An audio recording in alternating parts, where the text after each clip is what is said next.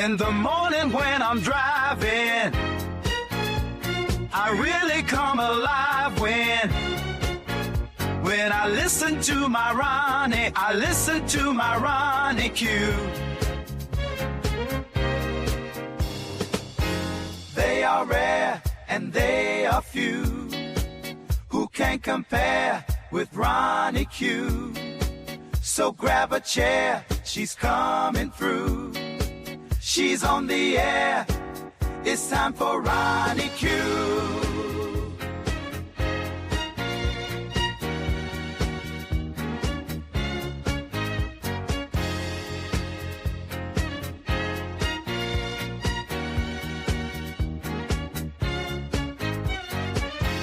They are rare and they are few who can compare with RonyiQ. So grab a chair, she's coming through. She's on the air, it's time for RonyiQ. RonyiQ. It's time for RonyiQ. RonyiQ. It's time for RonyiQ. In the morning while I'm driving, Ronnie, I really come alive when it's time for RonyiQ. I listen to my Ronnie, Ronnie. I listen to my Ronnie. It's time for RonyiQ.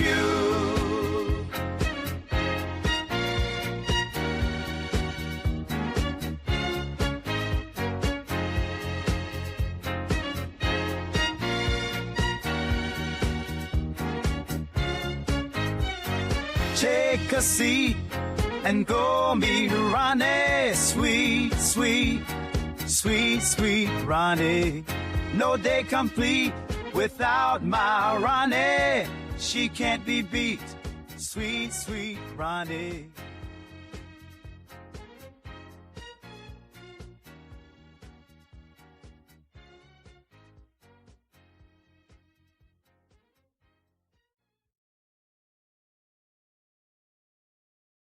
Grand Rising, Grand Rising. Hope you guys had a great evening. Hit the like button if you've heard something that you haven't heard before, new information. Those are always my goal. If you feel free to hit the gold button when you hear something new that you did not know, you're more than welcome. Grand Rising, Nappy Child. It is good to see you. So let's get started. Listen, at what point is this man going to stop embarrassing America on the world stage? At what point is enough enough? You know, I never would have thought that. Well, I should have thought. I mean, because if you have enough Americans who were ignorant enough to put a 43-time felon back in the White House, a fucking constant liar back in the White House, a proven scammer back in the White House, who had to pay out money for his fake charity, who had to pay out money for his fake college. And you have ignorant people who decided to put him back in the White House when they wanted to impeach Obama for wearing a tan-colored suit. I am not surprised that America is just looking like a shithole country all over the world because of ignorance. I mean, a full display of ignorance from the voters who voted him in to his administration to the things that are being done in the White House. Okay. Hey, Smooth Lady Lounge, welcome. Hey, the Bushes. So, you know, it's from one day to the next, another lie. We are clear that the only reason that he had a pause on his, I'm gonna attack the Iranian infrastructure. We understand, and Iran told them, okay, is that what you're gonna do? Oh, come on, go on and do that. Make that happen. And this is what we'll make happen. And then all of a sudden, he put a pause on it. And then they continued to strike the infrastructure after the pause. The only reason he came out and said he was going to put a pause on it is because he was waiting on these ground troops. See, because I got a clip from Jesse Ventura. Jesse Ventura said all what needs to be said. Jesse Ventura talked about his family's history of having people fight for this country. And if 45, 47 really wants to act like he's about this life, why isn't Barron in the military? While he is talking about what Iran, his wishes for Iran are so important to the United States. Wasn't Joe Biden, I think he had two sons that were in the military. How many different presidents have had children in the military? But we have a draft dodger who has made all of these strikes over all of these nations, have done the most egregious, illegal stuff with our military at our cost. To please whom? He's getting ready to, it appears he's getting ready to have some type of military action in Cuba at our dime, as he every weekend hosts fundraisers at Mar-a-Lago so unnamed people can get close to him and stuff. You know how your grandma used to stuff a little handkerchief with some money in your hand. My grandmother used to do that. As we were about to go back home, she have a little handkerchief and it'll have $5 or something in there, so you can buy some treats on the road. So who's stuffing his pockets with handkerchief full of money? Now that we are about to make some action in Cuba, motherfuckers, you Cubans over here who act like you are better than black people over here, if you wanted to change something in your country, how come you didn't stay and change shit in your country? Now you get over here in America and you profit off of all of our ancestors fighting and dying, and then you want to comport yourself like you're better than black people who actually made the inroads for you to be successful in America, and you want to treat black people like trash. But then when you get successful, you want to stuff envelopes and try to get our military, our young men and women to go over there and fight for your country, the shit that you wouldn't do for your own country. You wouldn't do it for your own country. Why is our military doing it? Our military was already defeated in the Bay of Pigs over there. What the fuck they doing? How come you ain't fight for your country? So, it's just a folly. It's just a whole lot of folly going on out here. And the lives of the non-rich, the non-connected means absolutely nothing. They're going to go out here and put your children in meat grinders for the rich. That's what I want to talk about today.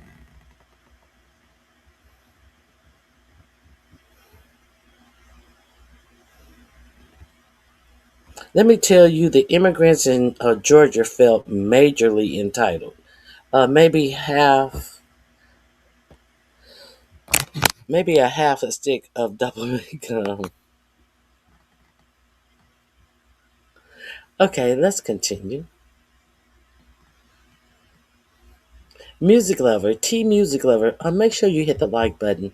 Uh, Make sure you hit the like button. So let's get into the things that I want to talk. I thought, hey, did you guys?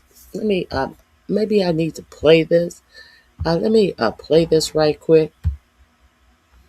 I played the Trump press conference with keg breath yesterday. With keg breath, yeah, they're all defeated. Done, done. Let me see.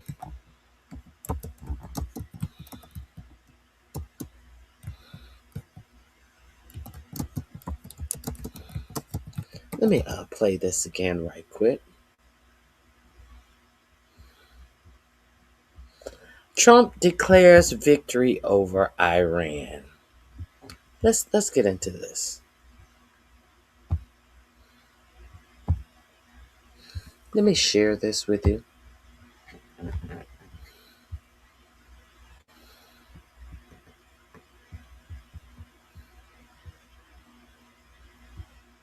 Is it okay to come up once you finish your commentary? He looks like an idiot. Hold on, just let me play this first video, and then I'll drop the link. Let me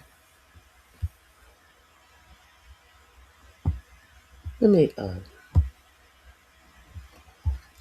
Okay, let's get into this.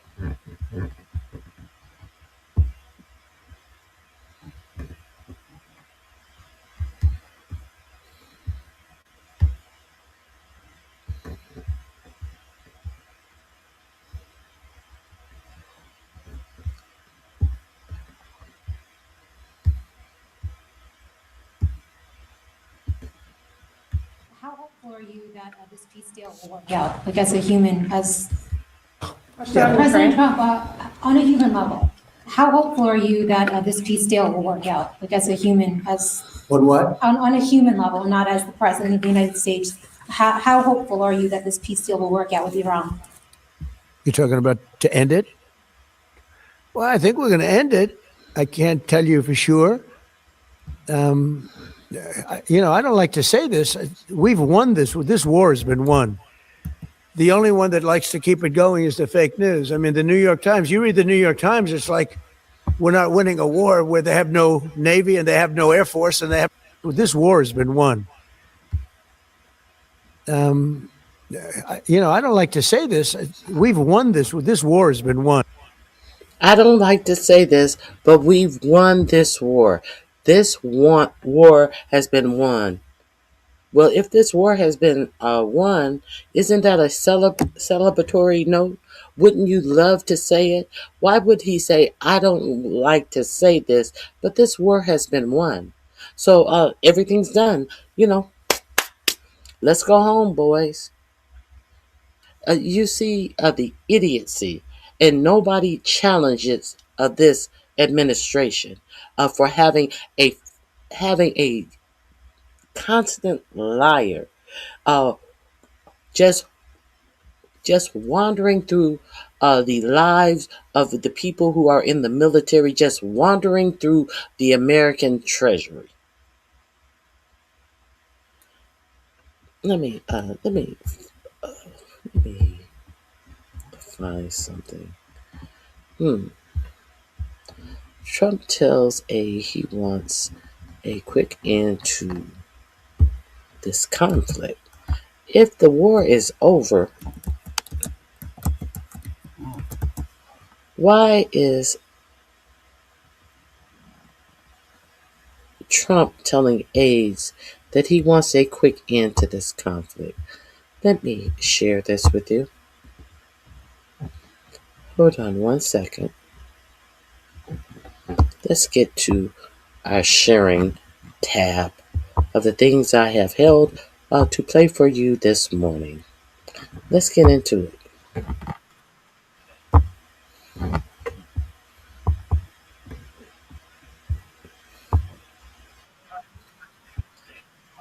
Let me hold on one second.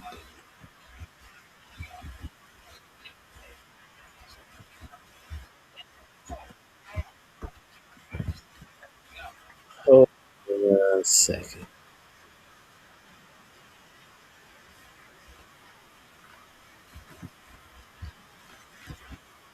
Here we go. One second.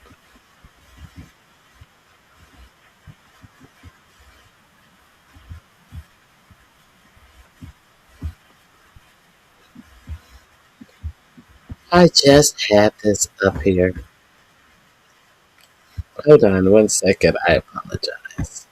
I was just listening to it as I was about to start my show, and I didn't have it as part of my show, but I just said, hey, that would be a good idea.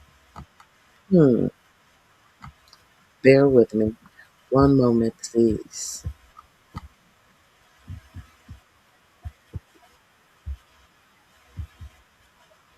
Here we are. Here we are.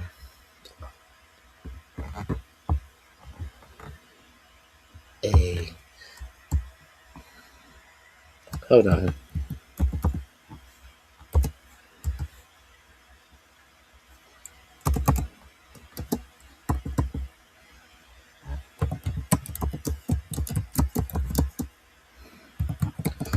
Trump tells aides he wants a speedy end to this conflict.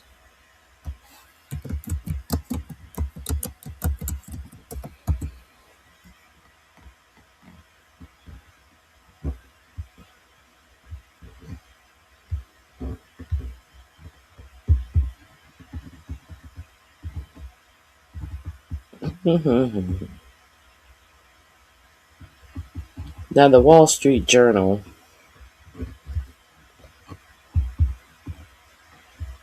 Oh, I don't want the Wall Street Journal because I'm not going to pay for the Wall Street Journal. Let me see. Yes, they have it behind a paywall. Okay, I'm gonna have to play it on someone else's video.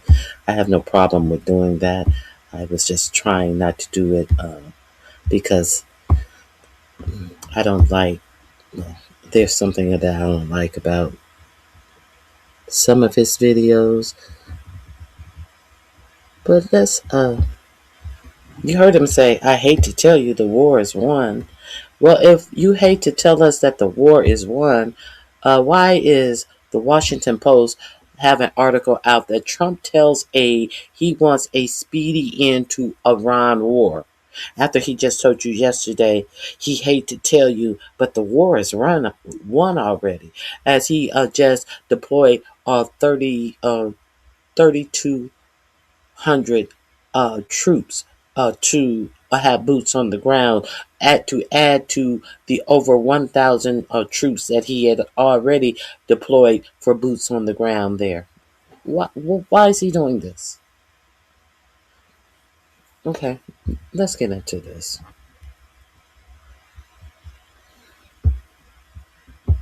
Get one, and this is where we're at.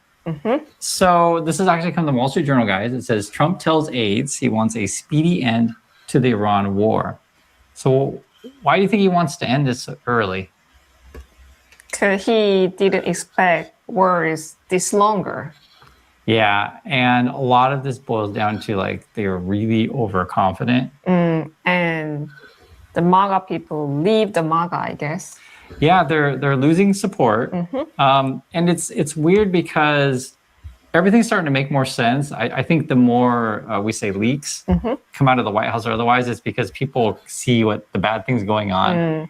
It's kind of like when you're in a family and you got like a crazy uncle or crazy brother or sister or whatever, and you feel like I got to tell someone about my crazy family member because this is getting out of hand. And so it's we're in that phase right now.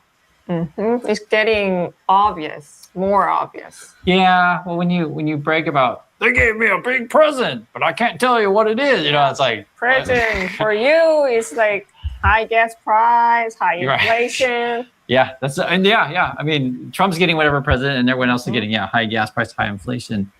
So we're bringing up this article in the Wall Street Journal because I think for me this represents everything that's going on with Trump. I've noticed it more and more. He's a child or a toddler, however you want to say it. It becomes really obvious. Yeah, just like old man, who doesn't have much of energy to study and read. Yeah, and so then this. Okay, speaking of him, they go on to tell you that the White House puts together some brief for 45, 47 in a video montage, and that's how he gets his daily briefing.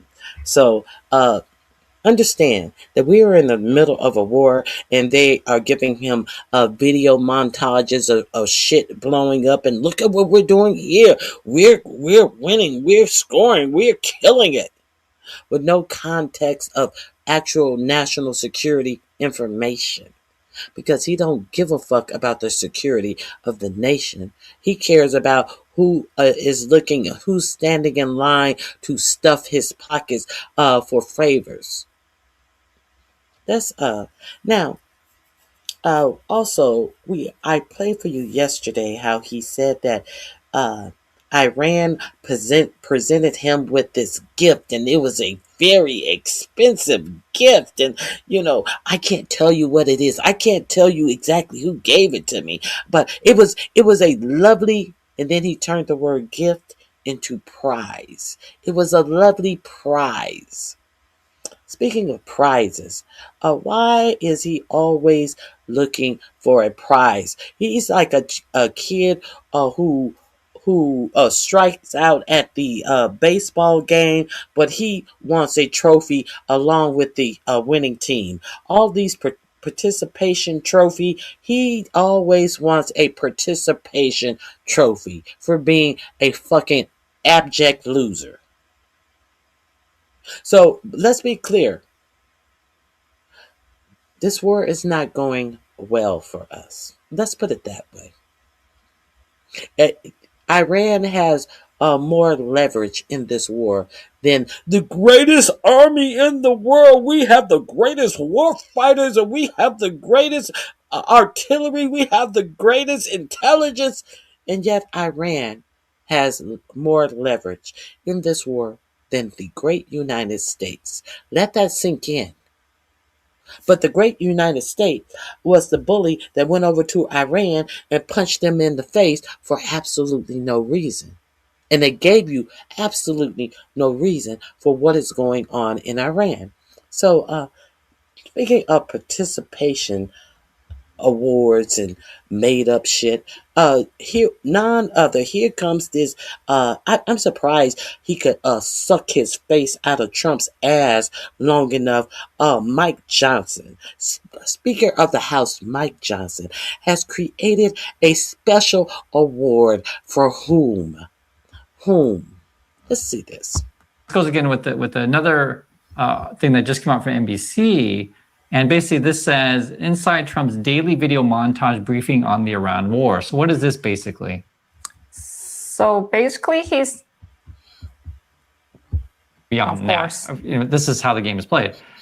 The president has done so much for the American people, and we want to honor him in some small way, some token of our appreciation for his leadership. And so tonight we have created a new award. We're going to do something we've never done before. We're going to honor him with. You're going to do something you never done before, but you're not going to take out the TSA budget to vote on a standalone bill to pay the TSA people. But you're sitting up here talking about we're going to do something we've never done before. We're going to. Can you imagine? This is your government. How embarrassing is this?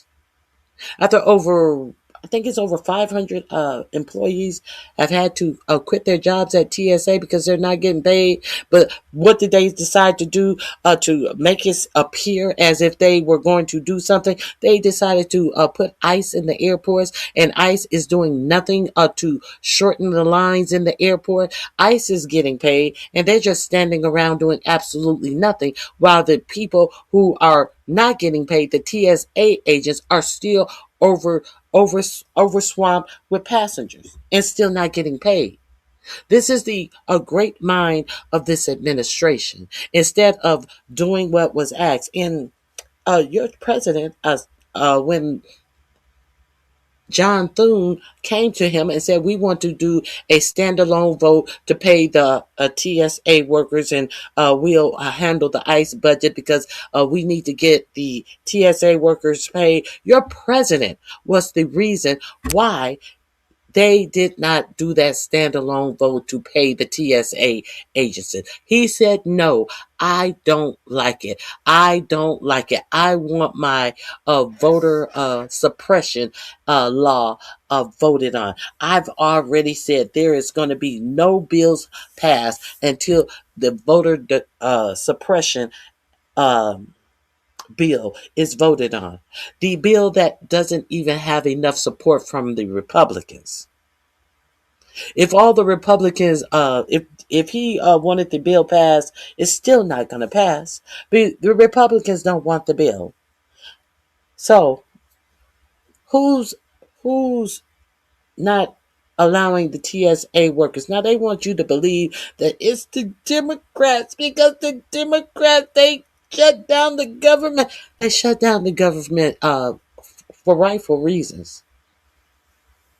But when they shut down the government, the Democrats were the ones who said, hey, let's get the TSA agents paid. Let's do a standalone bill to make money, to release the money to pay the TSA agents. Who refused it? The Republicans refused it. Why? Because their dear leader told them, no, I want my voter suppression law voted on in this package. Now, what does voting has to do with dispersing payments to government workers? What does voting have to do with this at all? Absolutely nothing at all. But see, he finds it a wedge that you have to give up your voting rights to get paid in America. Everyone in America has to give up their voting data that can be chopped and skewed, that you can be thrown off of your voting rolls. When you show up to vote, they can tell you that you're not on the rolls, just so federal workers can get their paycheck. You see how this works? This is crazy. This is crazy work. So they're sitting up making up new awards. And look at this, who is this cornball in the back? Look like he's holding in a turd. The new award that we'll present annually from this point forward. But he is the suitable and fitting recipient of the first ever America First Award. We can think of no better title. America First Award. America First. America First where?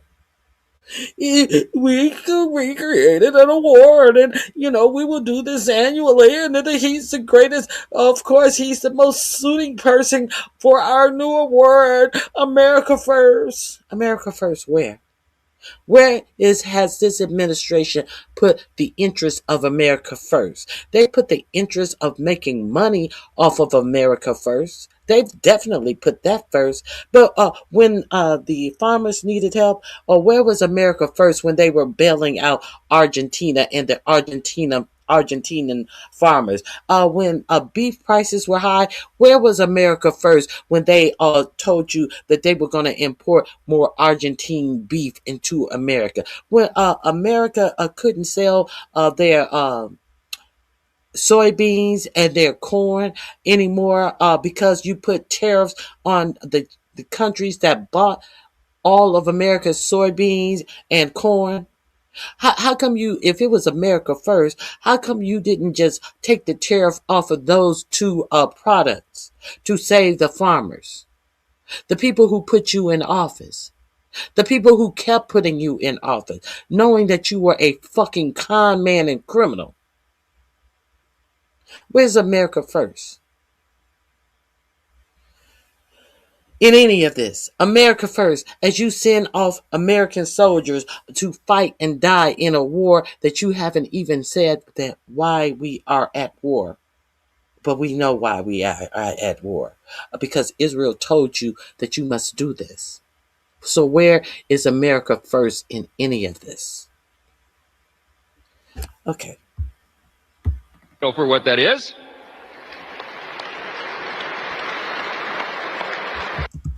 Of the first ever America First Award. We can think of no better title for what that is.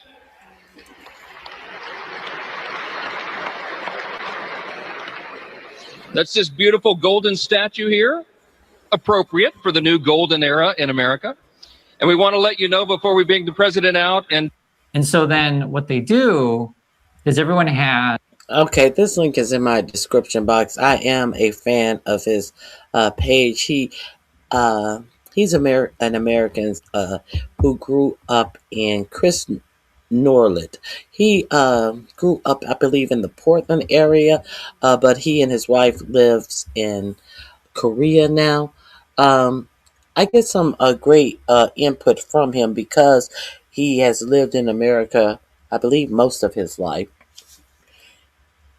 He also tells you how these other countries are preparing their citizens for this shortage, this oil shortage, this food shortage that this war is bringing, that this folly over in the Middle East, the things that they are preparing their citizens for. Nobody's telling you anything. They telling you, oh well, it's a short period of uncomfortability, and we're going over there. They can't tell you why we're going over there for this reason, that reason, other reason, but they're not telling you that your food supply is going to be greatly impacted by this. Your ability to have food on the shelves. They're talking about it like it's just oil. It's all a whole trove of products, including your food. They your health is going to be affected because they are not going to be able to cool down MRI machines because of the what I think it's the carbon that they not carbon. It's something that they get from over there. That's shipped from over there. They're not going to be able to cool down MRI machines. So if you need an MRI, your fucking test may be pushed back. And we understand that when some tests are pushed back, some illnesses are not detected, and some illnesses progress in your body until by the time you're able to get your test done, your illness has progressed to a fatal stage. Let's be clear. But I'm sure he'll get his weekly MRIs that they give on him. You know, the rich and the connected, it's not going to affect them. It's the people who profit off of these wars, the the fallout and the bad shit that happens because of these wars will not affect them. The only way this war will affect the billionaire class is it's going to put more money in their pockets, and it's going to cause death and destruction in the lives of most American people, not just the soldiers. So these other countries are already putting stipulations on how many days a week that person can drive to work. They're putting stipulations on how many people can drive around in the car. You can't be a single person driving around in a car. I remember in the 70s when they had this oil shortage, carpools were mandatory. See, people don't even know anything about that. Your government is not even telling you things about that because these are things that were true. The last time that there was a big oil shortage in the United States, because of whom? Because of Israel. The actions of Israel that caused a great oil shortage in the United States and across the globe. It was because of whom? I just told you. See, y'all not ready for this. I have been trying to get you ready for this. I have been talking about all of this since I've been talking about real news. Now, let me say this. You know who is ready for this? These billionaires who have bunkers. These, those bunkers that I've been telling you about for years. You know those bunkers. These $1 million bunkers, underground bunkers that they have room to keep their wine at the right temperature, where they have rooms to make sure that their artwork won't is at the right temperature and won't be ruined. You know those rooms. Those are the people who are ready for this. The people who are profiting off of this war. They're ready for this. Are you ready for this? All of this, oh, this ain't our fight. There's going to be something you're going to want to protest about. Or you just going to sit down and just let shit happen to you. Because if you sit down, shit is going to happen to you. Trust and believe. See, that's why I was always giving you information, even though I do believe that every country should have distinct limits on their immigration. I think that there should be a real immigration uh, package. There should be a real immigration process to get into a sovereign country. All of a country cannot absorb everybody who just decides to come there. And one of the most important thing about a immigration package to another country is that you must penalize employers who hire undocumented workers, and you will be less appealing to immigrants who, because if an immigrant knows that they can come to your country and get a job on the books or off the books at any time, because these billionaires who hire people are so greedy and don't want to pay people living wages, and therefore they know that there will always be a job for me if I just get there. See, that is never talked about. There's never any penalties for these people that make it so attractive to come to the United States in the first place. But I digress. Let's move on. Someone wanted to come up. Let me drop my link.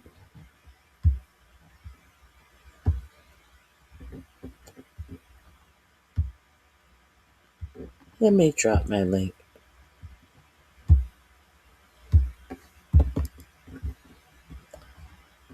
I haven't been looking at my chat. Uh, Let me tell you something. Do not come in my chat cursing. Do not come in my chat being disrespectful. I don't want to be distracted by having to be being distracted. The link is pinned. Okay. If you hear something you did not know, uh, please hit the goals, because my goal is to impart upon you something that you may not know.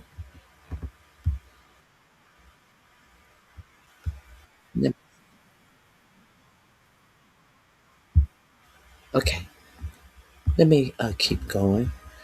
Hey Liz, how are you?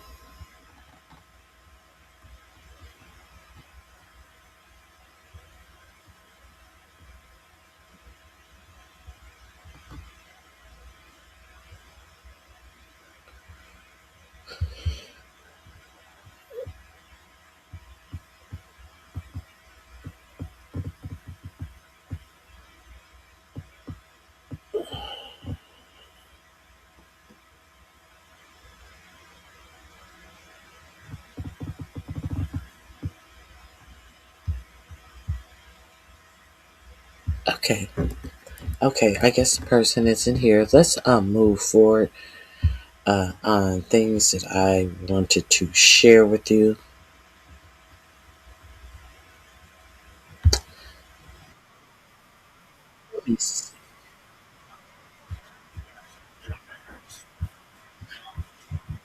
Let's share this with you.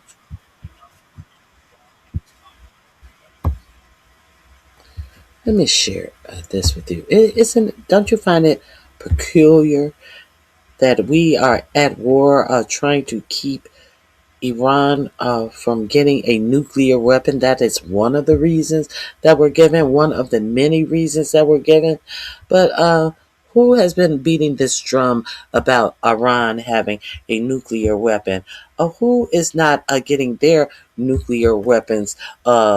We had Iran in a agreement where the I forget the nuclear inspection. People would go in to make sure that they were not creating a nuclear warhead or anything like that. But who doesn't have that going in and checking on their nuclear weapons that they will not admit that they have? The same people that have been trying to get America for decades to go in and strike Iran, none other than Israel. Let's get into this. Comment on that specific bills. Exist. It's where I want to begin before we get into a reporter who is being attacked and threatened by these regimes, and it exposes everything we need to know. What is Israel's nuclear capability in terms of weapons? I can't comment on that specific question. I'd have to refer you to the Israelis on that. Does Israel have nuclear weapons? I'm not prepared to comment on that. You're not prepared to comment on it? It's a very basic question. We are with an ally conducting a war against Iran. This war continues to escalate.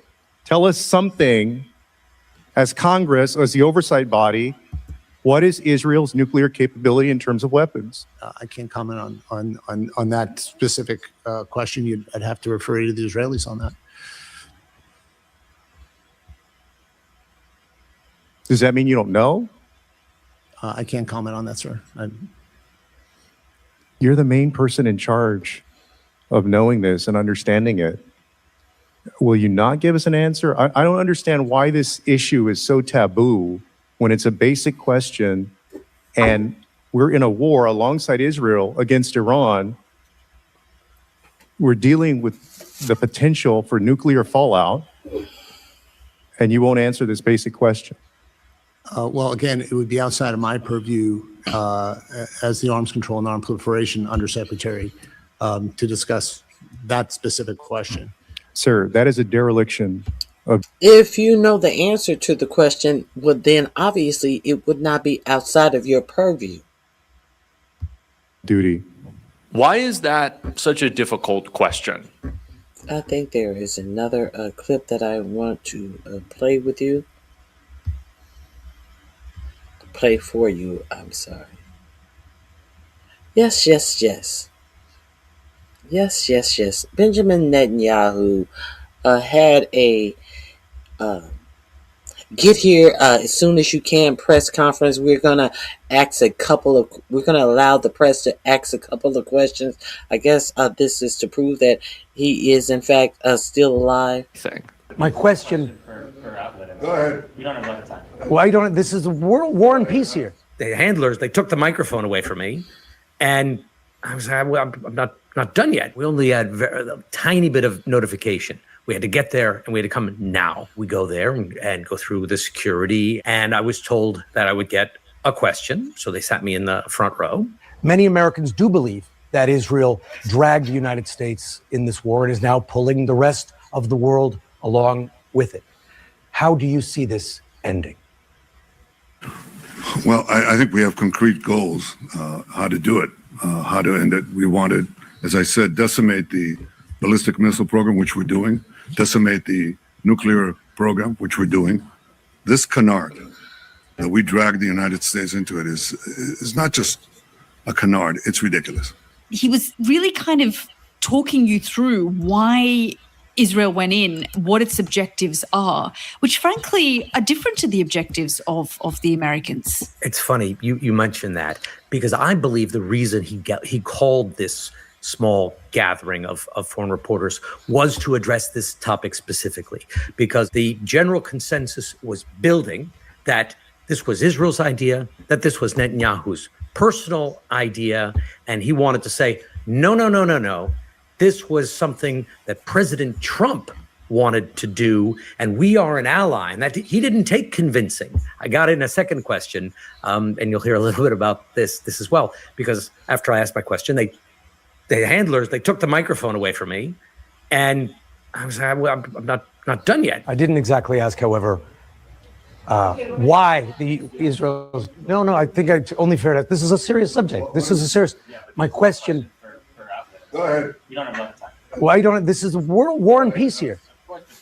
There are oil fields around the world that are burning. Gas prices are going up. The war is popular here in Israel. It is not popular with many Americans. So my question was, how do you see this ending? Not why, not even when. What do you imagine the day after will look like? Well, we have achievable goals. Once we achieve our goals, then I have argued, I think, and Americans understand this very well because we're real partners. I think that what has to be done is to have alternative routes instead of going through the choke points of the Hormuz Straits and the Bab el-Mandeb Straits. In order to have the flow of oil, just have oil pipelines going west through the Arabian Peninsula right up to Israel. Let's do a whole new trading route where we just have oil pipelines coming from where? Coming from Iran and the Middle East, going straight up to where? Right up to our Mediterranean. In order to have the flow of oil, just have oil pipelines going west through the Arabian Peninsula, right up to Israel, right up to our Mediterranean ports, and you've just done right up to Israel. This is about having oil pipelines go right up to Israel. Who's going to build these oil pipelines? Israel is a welfare state that gets so much of your tax dollars goes to Israel. So, is he telling you that the tax dollars, the welfare that Israel gets from America should be to build them a pipeline to bring oil directly to their shores? Listen to this dumb shit. As he takes all the money that he gets from America and build weapons to create this greater Israel, as they are bombing the fuck out of Lebanon, as these people are invading the West Bank. There's peace in the West Bank. You saw the whole performance that there's peace in the West Bank. There's peace in Palestine, as you have hordes of motherfuckers going in the West Bank, setting up people's homes on fire with people in them to steal their land. But there's peace in Palestine. Okay. To build a greater Israel, because Israel borders need to be expanded into southern Lebanon. So therefore, they have blown up every bridge, and they are not even allowing the people of Lebanon, southern Lebanon, to get out of southern Lebanon. They are basically entrapping them in southern Lebanon. You know why they feel comfortable in doing that? Because they know y'all didn't have a mumbling word to say when they slaughtered all of those Palestinians. It's like whatever. We can do whatever. Way with the choke points for forever. That is definitely possible. Now, clearly, you could see Netanyahu and his stooges trying to interfere with Engel, trying to stop him from asking questions. But what wasn't reported nearly enough is that Netanyahu's handlers not only took reporter Richard Engel's mic away, but also muted his mic while he was asking if Israel dragged the U.S. into the war in Iran. This is the footage that was aired by the Israeli government press office, and it just doesn't show that question being asked. You cannot hear Engel ask if Israel dragged the United States into this war. If you ask that question, or even worse, if you, assert that it's obvious that Israel dragged us into this war, you get called a conspiracy theorist and an anti-Semite. That is... Okay. This link is in my description box under Israel. Please avail yourself to his content. He does great work. Um, Let me move forward in some of the things I wanted to share with you today. Speaking about Israel blocked out that question. I also want to talk to you about what the America media is blocking out that you're not hearing about this war. We have whole billionaires out here censoring information. Now, let's be serious. Um, if you were alive, if you were a child, if you were a teen, an adult, a young adult, during the Gulf Wars, do you remember the media coverage about the Iran War, the Gulf War, the war after 9/11? Do you remember the news after those wars? What do you distinctly remember about the news of those wars? There were actual news media. There was one guy I used to like him too. He got a blood clot because he was traveling in a tank with the soldiers. I forget his name, and he passed away. And he used to always be on assignment, like Anderson Cooper used to be. You remember Anderson Cooper used to be in all the places were being impacted in all the war zones. What media do you see on the ground in this conflict? So that they can totally lie to you and tell you that the Gerald Ford Air Force carrier, it just had a fire in the laundry room that lasted 30 days. That they can tell you that the Gerald Ford aircraft carrier is doing fine. It's nothing wrong with it, as they try to hide from you. Ford aircraft carrier was hit badly by Iran, it is being reported, and that the Gerald Ford aircraft carrier is allegedly limping back to some port in Greece to be repaired. Well, you notice you don't see any on the ground reporting, and the on the ground reporting that they allow in Israel to make you believe that you're getting on the ground reporting. They are not allowed to move the camera left or right. They have to take one straight on shot in an approved area, so you will not see the actual power that Iran is striking back. The actual fact that that Iron Dome is not protecting Israel. That Iran has a lot more firepower that they are striking us with. They're trying to make you think that this is a walk in the desert. Now, your president just actually told you. Well, I hate to say it, well, we actually won this, as they are bringing bodies over. No, nothing to protect them. Paratroopers that are going to be jumping out of the sky in a mountainous area, only to be decimated by this powerful army. Okay, that's just on mine.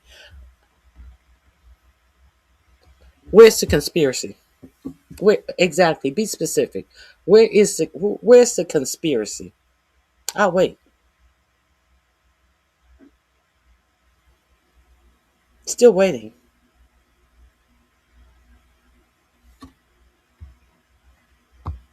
What lie did I tell? I'll wait.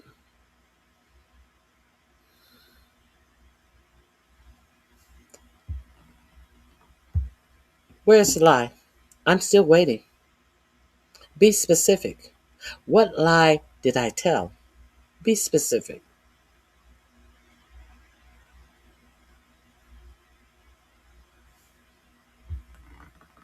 What lie did I tell? Be specific.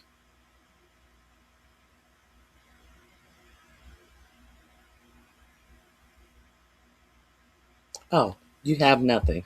All right, let's move on.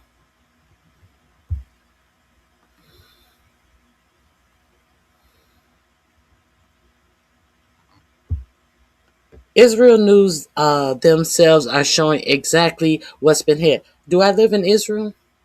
Do I live in Israel?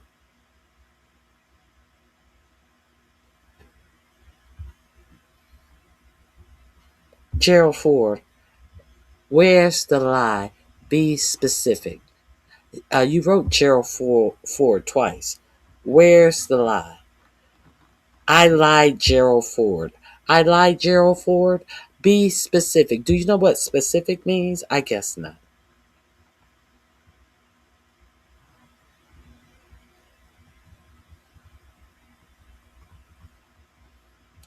Okay, let's continue. Let's continue. Please hit the like button. That would be greatly appreciated. Now, where were we?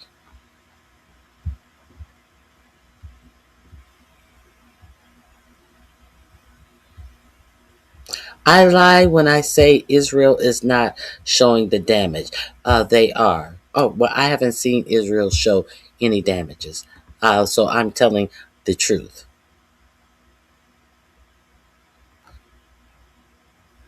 Hey, Bernie, it's good to see you.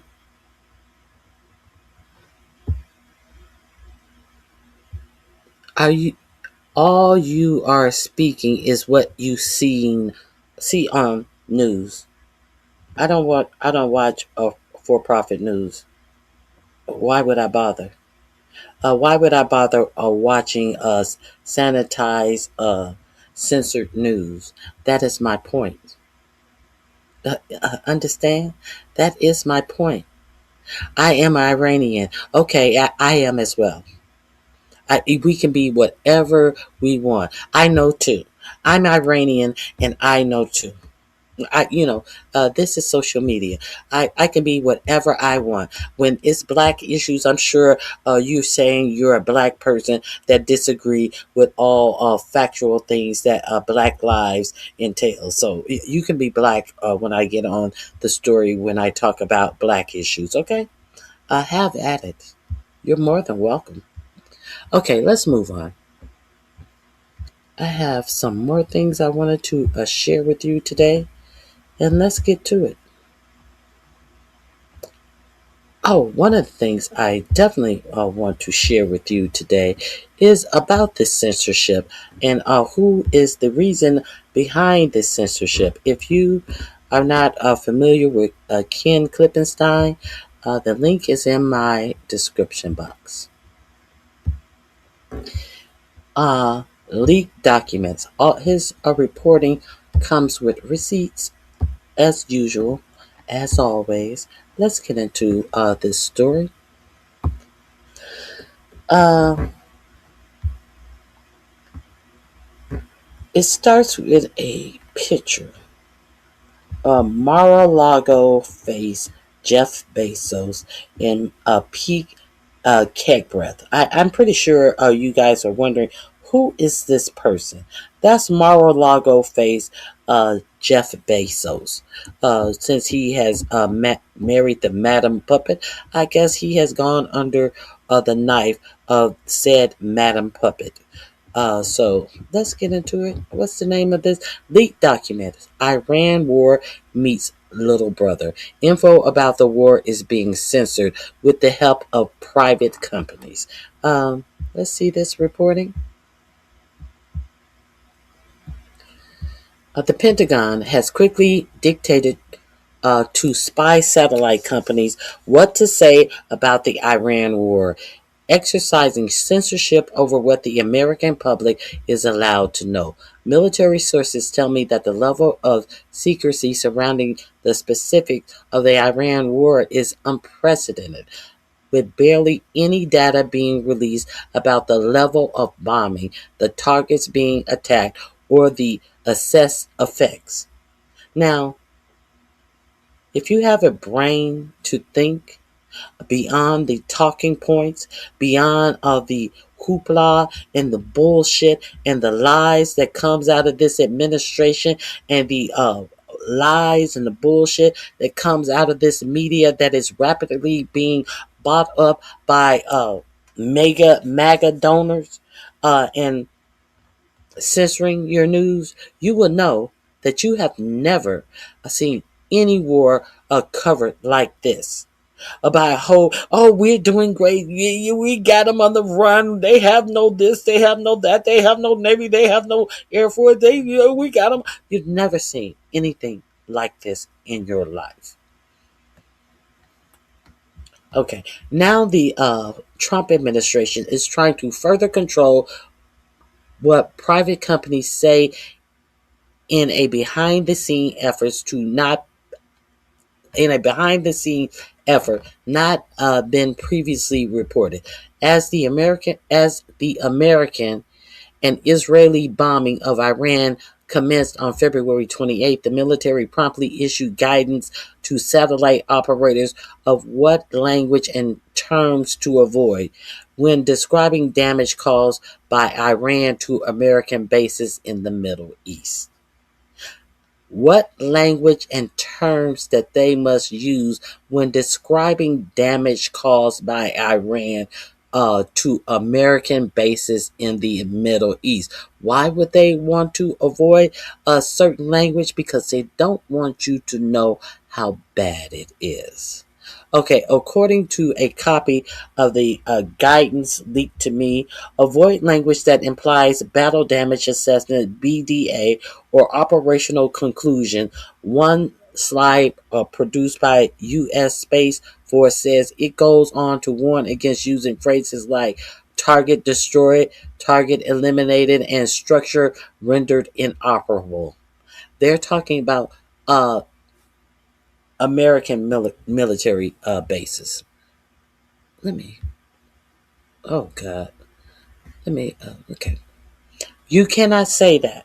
You cannot use these terms in giving an assessment about the damage done to American military bases. You're going to have to use alternative language, kind of like alternative facts. You cannot just say the regular military terms that put it plain and simple. You can't say so a target was destroyed. A target was eliminated. A structure was rendered inoperable. No, no, no, no, no. We have to use different words. So if you can't use those words, if they're telling you you can't say this, this is happening. But they don't want you to say it that way. That tells you that this is actually happening. But you, the American people, have not been told that this has happened on all these targets, these military targets that Iran has been striking in the Middle East, because we are at war with Iran and you don't know a reason why.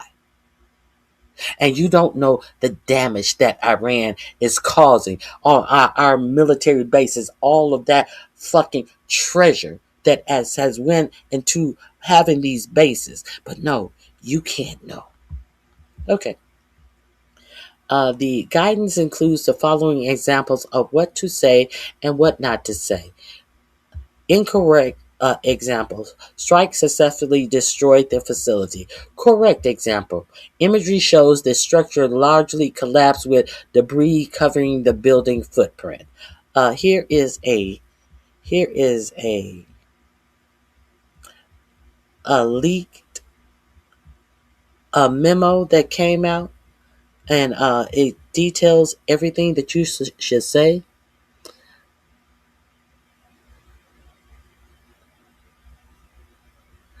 Standardize how vendors describe observable infrastructure damage with operational planning products, OPP. You down with OPP? Yeah, you know me.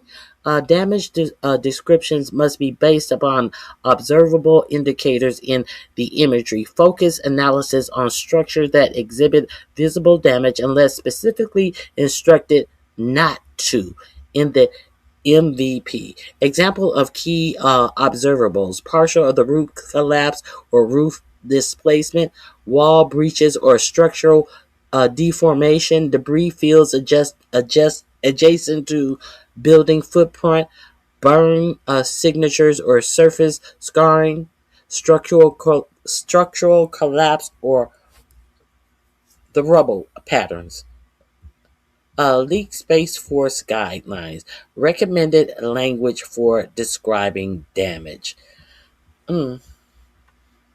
Obs- Observation should use clear imagery based on descriptions, describe the location and extent of visible damage. Language should remain simple and evidence based.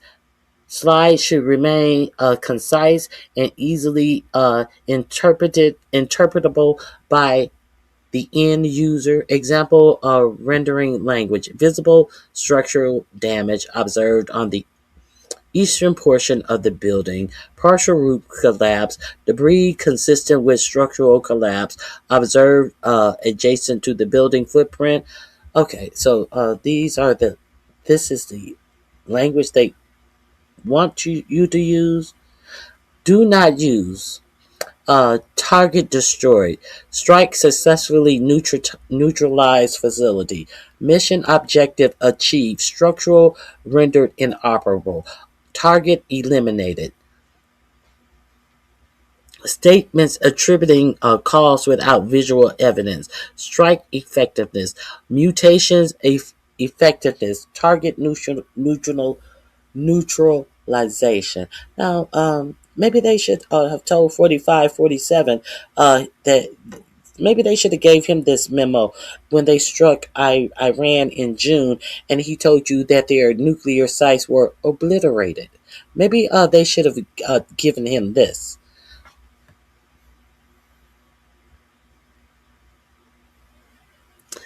Now they have a guideline for light damage, moderate damage, severe damage. Approximate structural impact is 45 to 75%. Okay.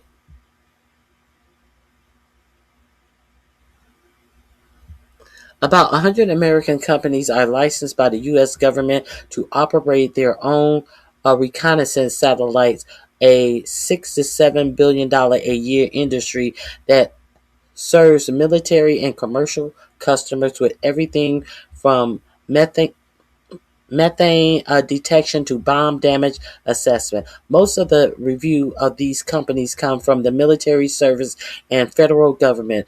The big four: Maxar Intelligence, Plant Lab, Black Sky Technology, and Spiral Global operate some 350 imaging and interception satellites, while the Pentagon guidance to the commercial companies is framed as an advisory.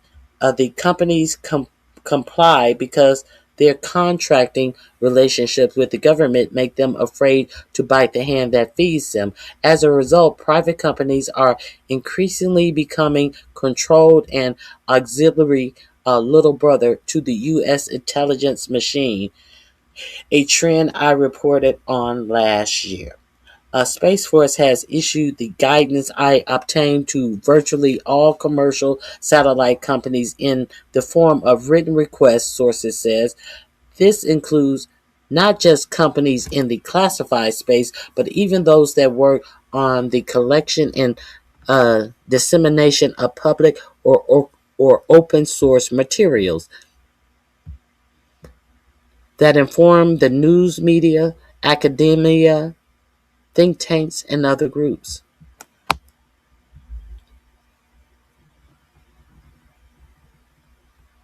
So, Space Force is the one who is telling private companies what they can and cannot do.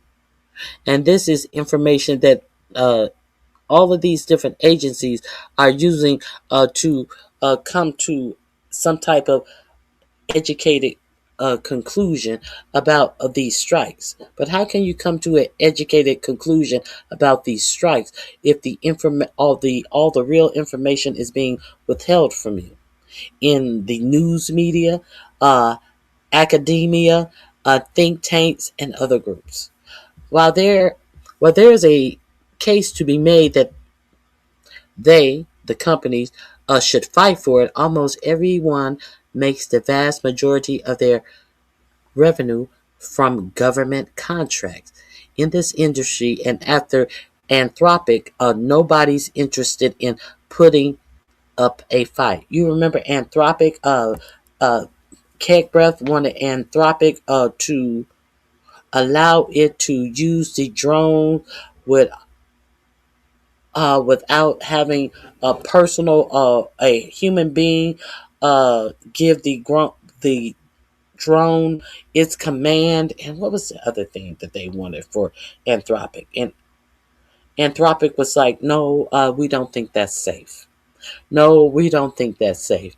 Now, come to find out, it seems like an Anthropic in the Pentagon dropped Anthropic and said that they were some type of hostile a vendor or something to that effect. I did the story last week.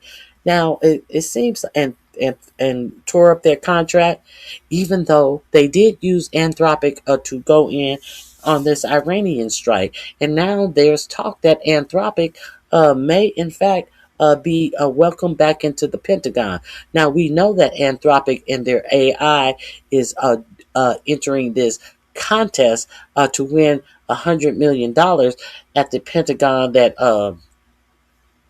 X and several more AI companies are trying to win this $100 million. I don't think that $100 million mean a goddamn thing to these billionaires. I think this is access to Pentagon contracts is the reason why these companies are competing. But that's just me because hey, we're America. We don't talk in millions anymore. 100 million, poo poo, for these AI companies that are getting billion-dollar contracts. But I digress. Where was I? Was it? Where am I? Here we go.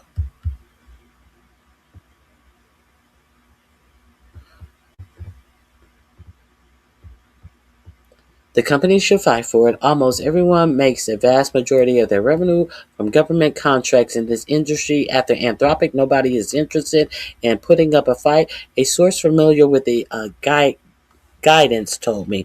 I think it's also another layer of trying to make things about the war seem less bad than they are. Since February, Anthropic has refused to allow its AI model Claude to be used for certain missions involving mass domestic surveillance. Yes, that's what it was. Mass domestic surveillance and autonomous weapons. The Pentagon, in response, has threatened to invoke the Defense Production Act to force the company's cooperation. Pentagon pressure has already yielded results. Plant Lab, one of the largest commercial satellite imaging companies in the world, has blocked public access to imagery of the entire Iran war theater by imposing a 96-hour delay on February 28, then extending it to a 14-day blackout on March 10th. The company claims the decision was its own, made after consulting military and intelligence experts. Well, if they've already gone over and struck these facilities, are they going back to strike them again? Or what of high value could be earned there other than information? Other than actual factual information? It's not like you are blocking out the ability to see today's information. Surely a 96-hour delay. What is the problem? The shit happened 96 hours ago. But you still can't see visuals of what happened 96 hours ago. Oh, but y'all believe what you're told. This kind of soft censorship is not unique to the Trump administration, nor is it a partisan phenomenon.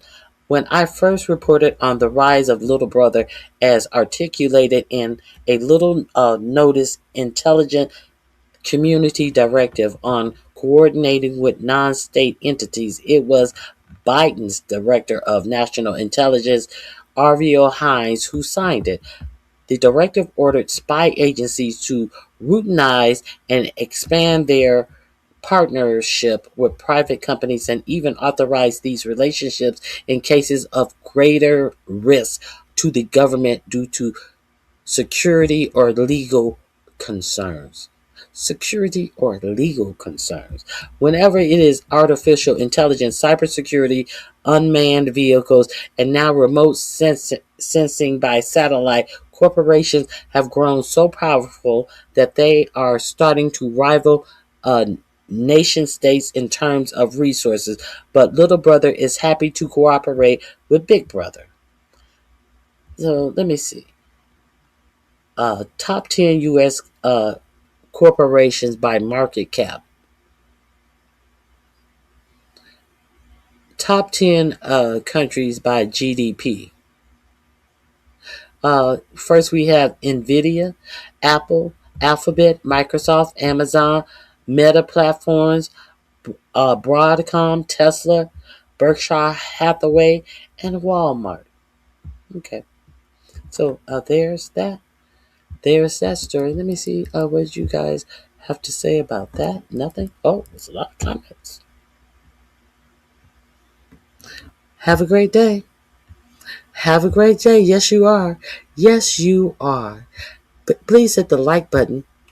Please hit the like button on your way out. See you. Will I be here tomorrow? I may or may not be here tomorrow. If I have no articles, no facts.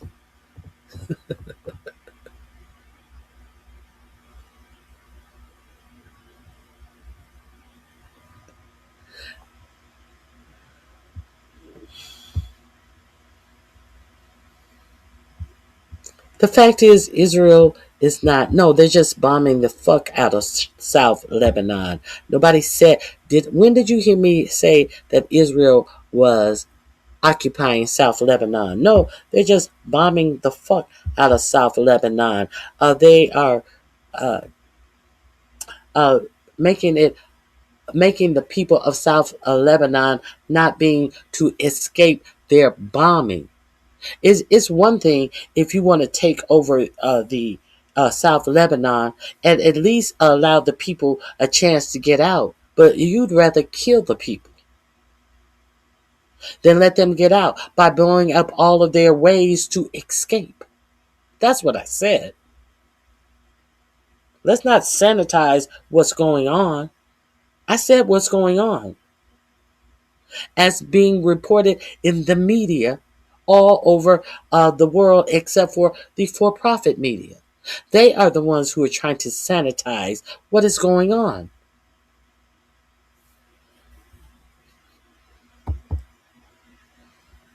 Okay, let's continue. Now, I also wanted to talk about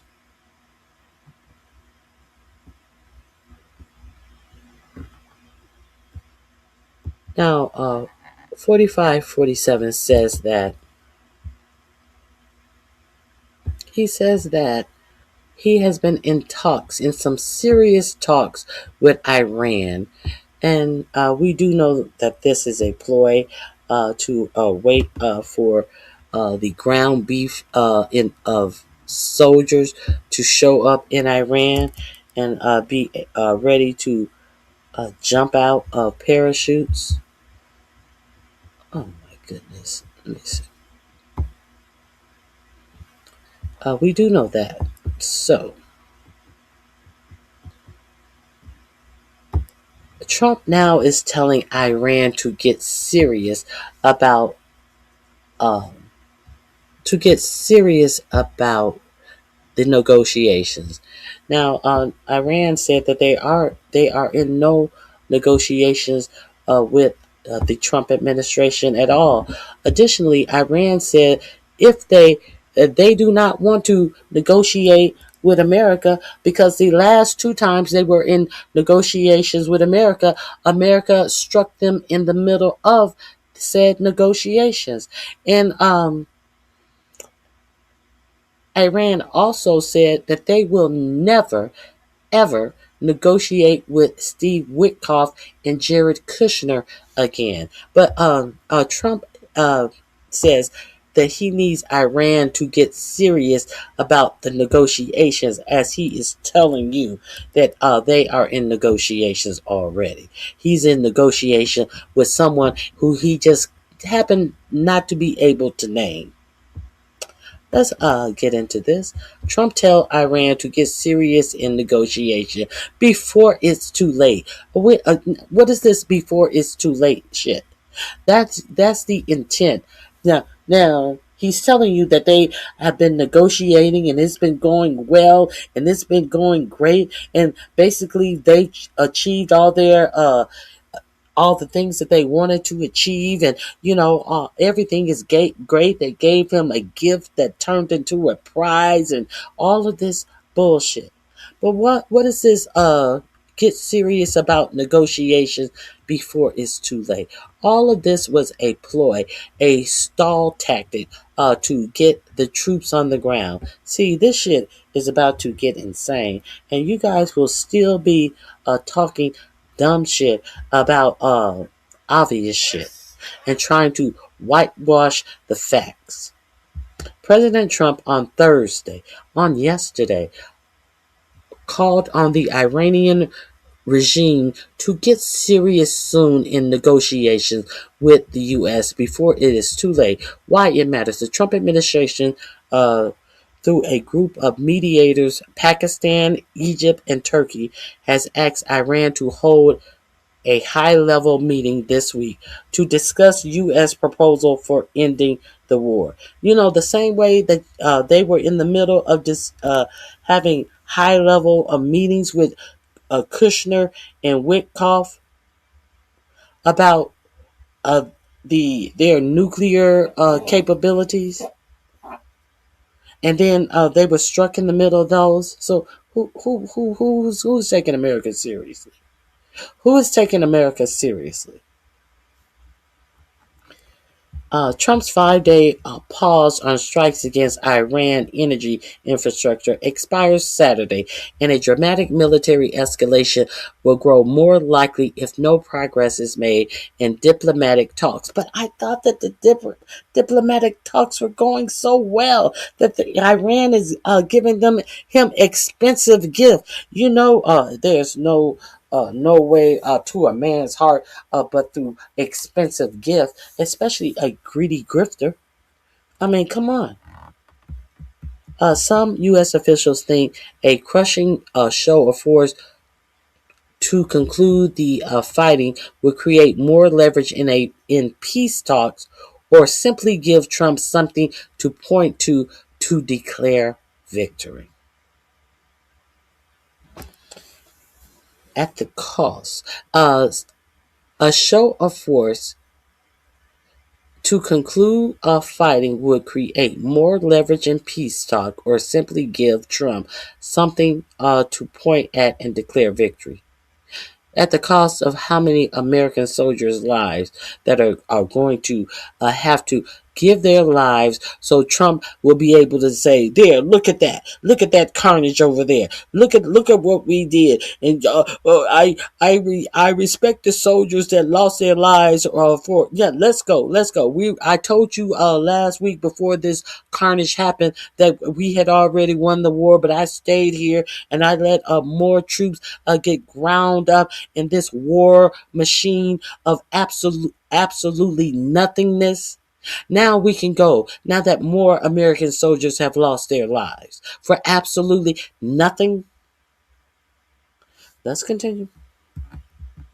The Pentagon is developing military options for a final blow in Iran that could include ground forces and massive bombing campaigns, Axios reported. Driving the news, Iranian state media reported Wednesday that Tehran rejected Trump's 15-point plan to end the war. Now, these motherfuckers gave them a 15-point plan to end the war. And in this 15-point plan to end the war, 3 of the 15 points is, what are the 3 of the 15 points in this 15-point plan? Is that they will release the sanctions on Iran. They're going to release these sanctions on Iran. Sounds like a win-win situation for Iran. So y'all did all of this to just release the sanctions on Iran? Huh? Is that what y'all did this for? How come you just didn't release the sanctions on Iran when y'all were in the middle of these talks? You didn't want to do this when you were in the talks where Iran agreed to everything about their nuclear program.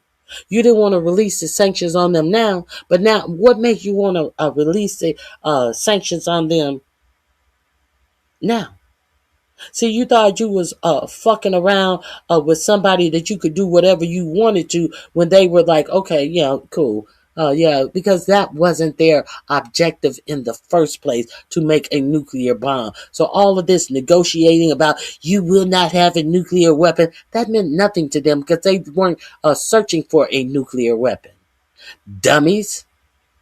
But now that you went over there and struck their country and caused all of this fucking mayhem in their country, who's giving up what now? Who's giving up what now? Why would you release these sanctions now? Huh? Because you fucked around and found out. That's why you're willing to release the sanctions. Okay, a senior Iranian official told Iran's English language press the U.S. terms were excessive, called the negotiations a ploy, and said the war would only end on Tehran's own terms and timeline. Fuck you. Fuck your 15 points. We got 5 points that we are going to give you. And one of the 5 points that Iran has given the U.S., the reason that they will stop the war is they get reparations. You know that a word that America hates. You know that word that America has had to pay out to many people that they have done injustices to, except for the African Americans, except for the black people who they enslaved. America is used to paying reparations. But see, Iran reparations are going to be huge for America. And who's going to pay them? You know, kind of like when you have a dirty cop that goes out and does something to get sued. Usually the cop gets qualified immunity. And who, when the court case is done and over and the plaintiff gets millions of dollars, who's on the string to pay these $1 million court cases that these bad cops generate? The taxpayer. The taxpayer is going to be on the hook for this reparations that Iran is demanding, because these idiots who are over our military, it's one thing. It is. It's one thing to have someone who is up to speed and up to par for their military positions, but to see these defeated faces, head hung low, raising Cain, come into a press briefing, not even man enough to hold up that weak chin of his, it is just really embarrassing. And then to have a whole motherfucking unqualified idiot talking in catchphrases, thinking that it is so cute and saying absolutely nothing of any substance, like Pete Kegbreth.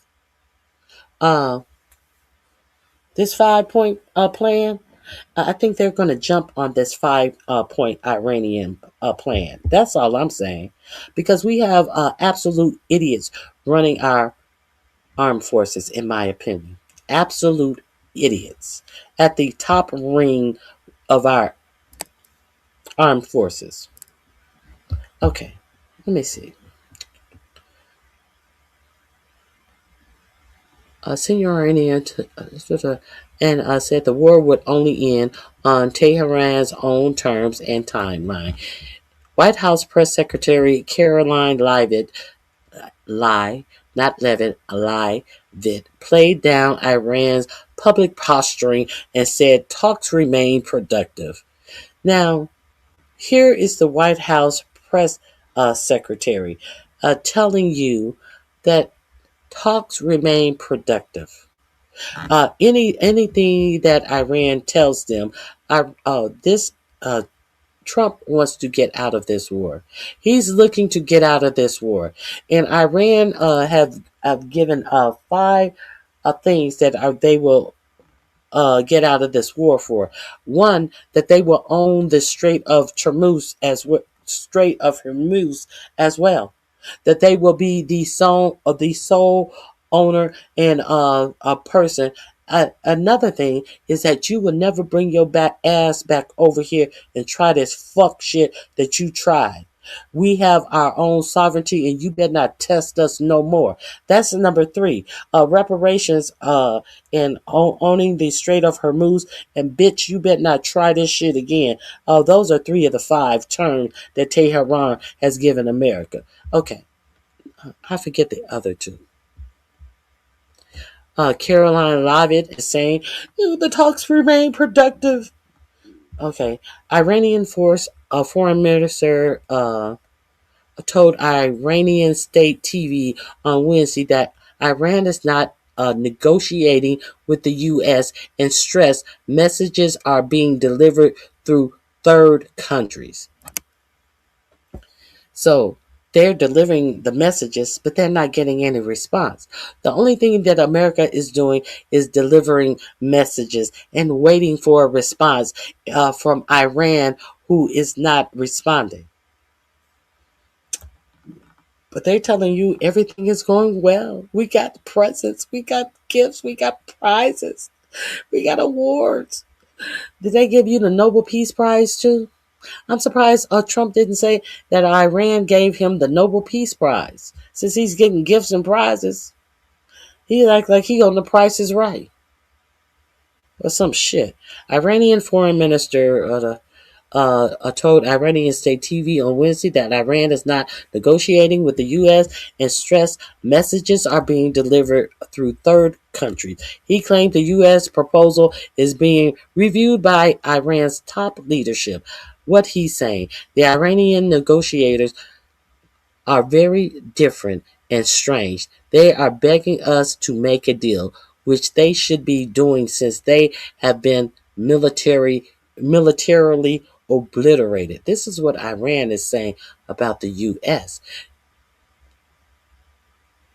The Iranian negotiators are very different and strange. They are begging us to make a deal, which they should be doing. Wait a minute. This is a Trump dumb administration who's saying this. I thought that this is Iran saying this about Trump. Hold on.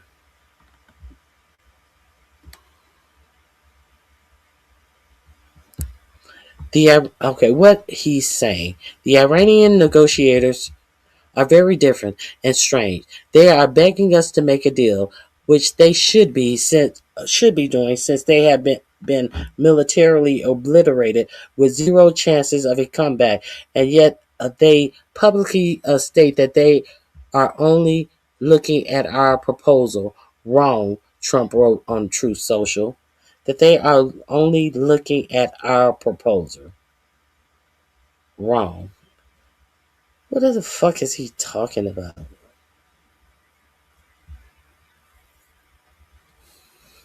But you said that everything was going so well. So they say one thing, and then when they finally get the response that, no, we're not negotiating with them. No, we're not talking to them. No, we're talking via third parties. They release some messages of some alleged negotiations that you see only that have been received by the higher ups in Iran, but you see no response to said messages. So they're not telling you that as they come out and says everything is going great. But if now all of a sudden the negotiators are very different. Different in what way? That they are more agreeable than the negotiators that agreed to all the terms prior to you striking them the day after you said, I'll see you on Monday.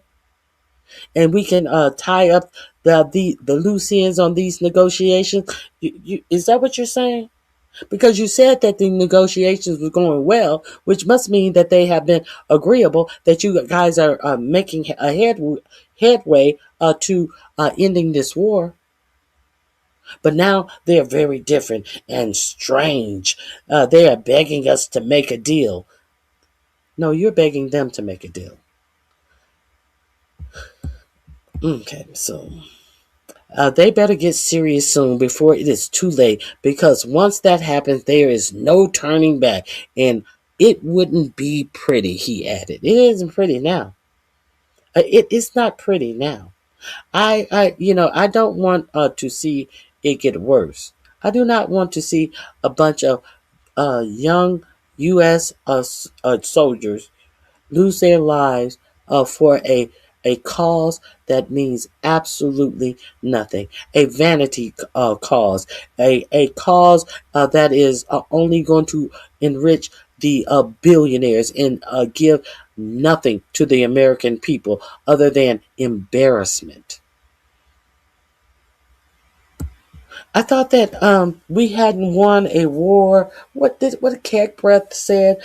It has been so long since the United States has won a war. Well, it seems like it's still going to be a bit longer since the United States. We're going to make the U.S. win again. Is this what winning looks like? Is this what winning looks like? Okay. What to watch? A source involved in the efforts to launch the negotiations.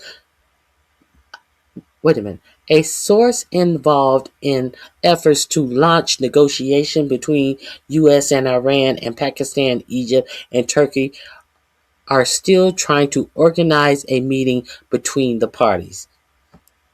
But our president said that they were already in negotiations. That negotiations were going so good. Caroline Leavitt said that, hey, the negotiations are going good.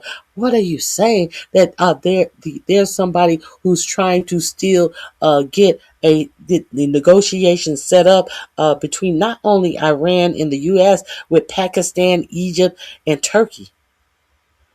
They're trying to organize a meeting between the parties. What are you saying? What are you saying, sir? Trump told us that the negotiations are going great. What do you mean? It means that your president is a liar.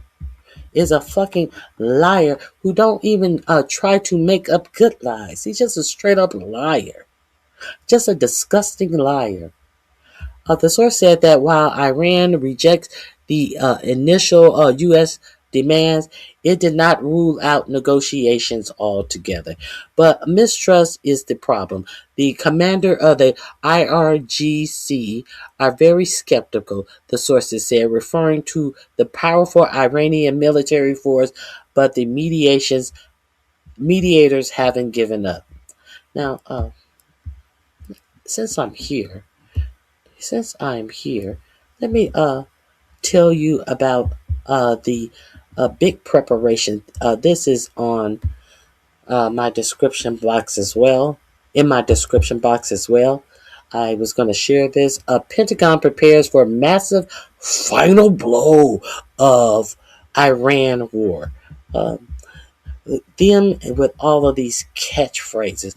Look at this look at this motherfucker trying to come in with this, oh, I'm a tough guy. Do you still have on the same funky suit, same funky tie, desecrating the flag to put it in your fucking pocket to make it seem like you got some bars that you have earned some military prestige with this desecrated flag folded up in your pocket. And look at this weak bitch behind him, Raising Cain, who can't even raise his chin to walk with a military official with some authority, with his chin tucked in his fucking back. This is who's running the war. This is who's running this war. Is America great again? Yeah. The Pentagon is developing military options for a final blow in Iran that could include the use of ground forces and a massive bombing campaign, according to 2 U.S. officials and 2 sources with knowledge. Why it matters. A dramatic military escalation will grow more likely if no progress is made in diplomatic talks, and in particular if the Strait of Hormuz remains closed. Some U.S. officials think a crushing show of force to conclude the fight would create more leverage in peace talks, or simply give Trump something to point at and declare victory. So if all a negotiation fails, just blow up everything you can and say, nah, nani, nani, nani, I won, nah. Between the lines, Iran has also said Iran also has a say in how the war ends, and many of the scenarios under discussion would risk prolonged and intensifying the fight rather than bringing it to a dramatic conclusion. Zoom in. In the interview with Axios, officials and sources familiar with the internal discussion described 4 major final blow options Trump could use. From one, invading or blocking the Kang Islands, Iran's main oil export hub, invading Larak, an island that helps Iran solidify its control of the Straits of Hormuz. A strategic outpost hosts Iranian bunkers, attack craft, and can blow up cargo ships and radars that monitor movements in the strait. Seizing the strategic islands of Abu now, now they are on the outskirts. They are to the outskirts. Everything 1, 2, and 3 has to do with the island. Seizing the strategic islands of Abu Musa and 2 similar islands, which lie near the western entrance to the strait and are controlled by Iran, but are also claimed by the UAE. Now you notice they are controlled by Iran and the UAE. Iran says that when this shit is over, they're gonna control it all. That is one of their demands. So it seems like they want to kick the UAE out of I didn't understand the whole entire control, but now I understand it. They want to kick the UAE out of having any control over the strait. Blocking or seizing ships that are exporting Iranian oil on the eastern side of the Hormuz Straits. Speaking of this Iranian oil, do you understand how much richer Iran has gotten during this war? Because we understand that the tariffs against them being able to sell their oil have been lifted. We're going to show them. We'll punish them. We'll allow them to sell their oil. We'll take sanctions off in the middle of a war. And now, India. India is buying up so much of their oil. Now, understand that they were trying to get Modi of India to stop buying oil from Iran, even when the sanctions were on. India was still buying however much oil that they could get from Iran because they were getting it at such a good price. Right now, oil is at between $100 a barrel and $110 a barrel. But prior to the war, it was around $60 a barrel. And India, Modi, he was getting it at a discount off of the $60 a barrel price. They said Modi was buying Iranian oil at about $45 a barrel. So now Iran is getting so much more. They're getting about $100 a barrel. So they are making a killing for them on this oil that they are now still selling to India. Okay. Win-win for everybody, but I don't see the win-win for the U.S. Blocking or seizing ships that are exporting Iranian oil on the eastern side of Hormuz Straits. The intrigue. The U.S. military has also prepared plans for ground operations deep inside the interior of Iran to secure the highly enriched uranium buried within nuclear facilities. Hmm. Okay. Uh. Okay. Okay. So we're gonna send our troops deep into Iran to go up on these fortified rocks that have enclosed, that obliterated the nuclear facility in Iran. See, how are they going to secure some uranium that was allegedly obliterated? Obliteration means there is, it can never exist anymore. It is has been wiped out of existence, is what obliterated means in the first time. But now they're telling you that they're going to send American troops deep into Iran to go get some alleged uranium, highly enriched uranium that is buried within nuclear facilities. The uranium that they obliterated in June. This is your military. This is the brain power of the people who are over $1 trillion budgets of your tax dollars with this dumb shit that they are talking at all times. Okay. Instead of conducting such a complicated and risky operation, the U.S. could instead carry out large-scale airstrikes on the facility to try to prevent Iran from ever accessing the material. Reality check. Trump hasn't made a decision yet on pursuing any of these scenarios, and the White House official describes any potential ground operation as hypothetical. But sources say he's ready to escalate if talks with Iran don't yield tangible results soon. Yeah, because he wants to get out soon. He wants to declare a victory where there is none. And just, he wants to tuck his tail and run. That's what he wants to do. And he just need any marking that he wants to piss on like a fucking wild animal and claim the war is won from him, by him. Trump could first implement his threats to bomb power plants and energy facilities in Iran, for which Tehran has threatened massive retaliation across the Gulf.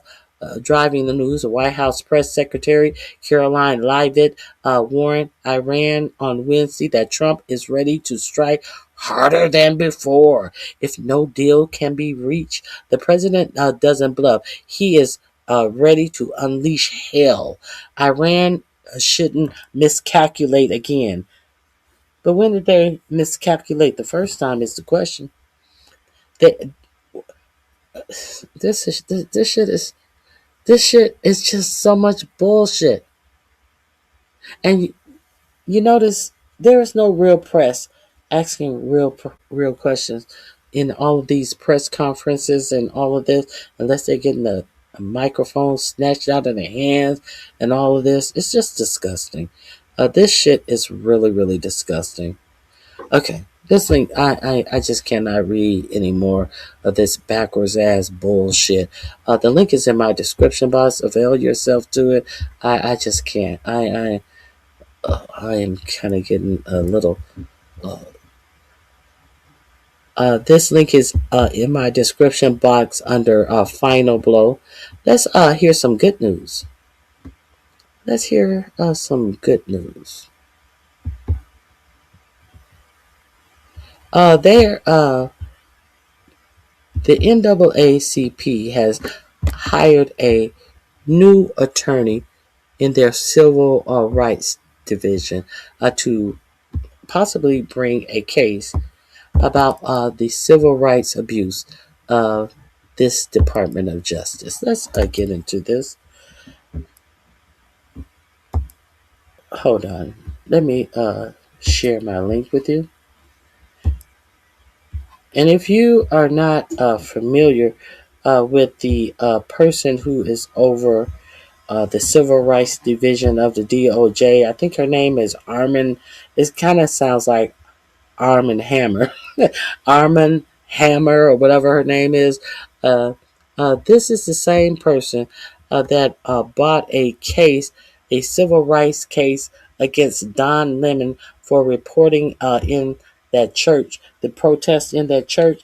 This is the same woman, the Assistant Attorney General of Pam Bondi's Department of Justice, who wanted to charge a black man for doing a news story.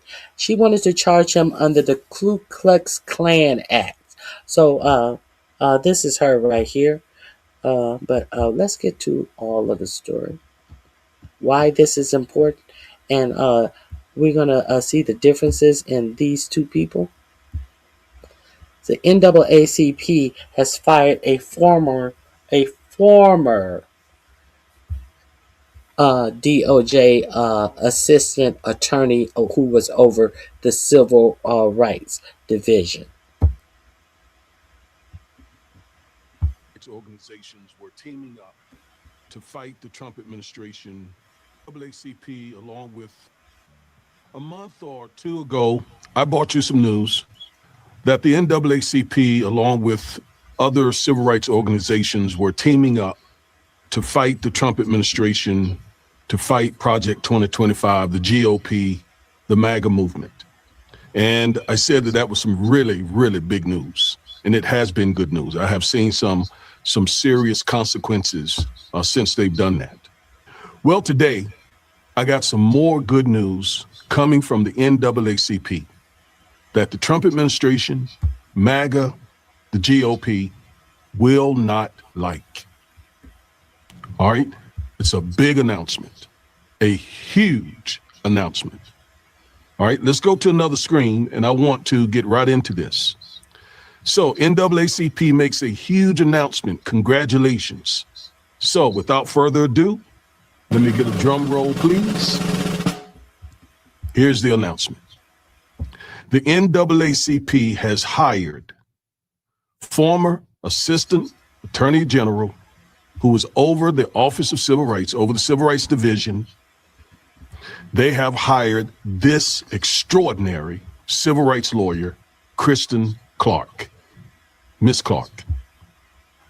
Now, Miss Clark is just an amazing civil rights attorney, and we need her in a time like this because the attacks on civil rights, voting rights, fair housing rights, and any other right that African Americans use on a daily basis is under constant attack. Now, many of you don't see it. You haven't begun to feel it yet because Trump always does these things secretly. Why does he do them secretly? Because he still needs the support of an increasing number of black people, especially black men, younger black men. So he's not going to tell them and doesn't want me or anyone else telling them that behind the scenes, behind the curtains, when we're asleep, when we're not noticing, when we're distracted, the Trump administration is dismantling very, very precious rights. Well, the NAACP and other civil rights organizations, they know that something must be done to stop this. And one of the best things that can be done is to hire brilliant civil rights attorneys like Kristen Clark. So I'm literally celebrating her hire, literally. Now, she was in the office that this lady has taken over, Harmit Dillian. She has taken over the civil rights office in the Department of Justice, and she has... Harmit Dillian. Yeah, I said Arm and Hammer. Harmon Dillman.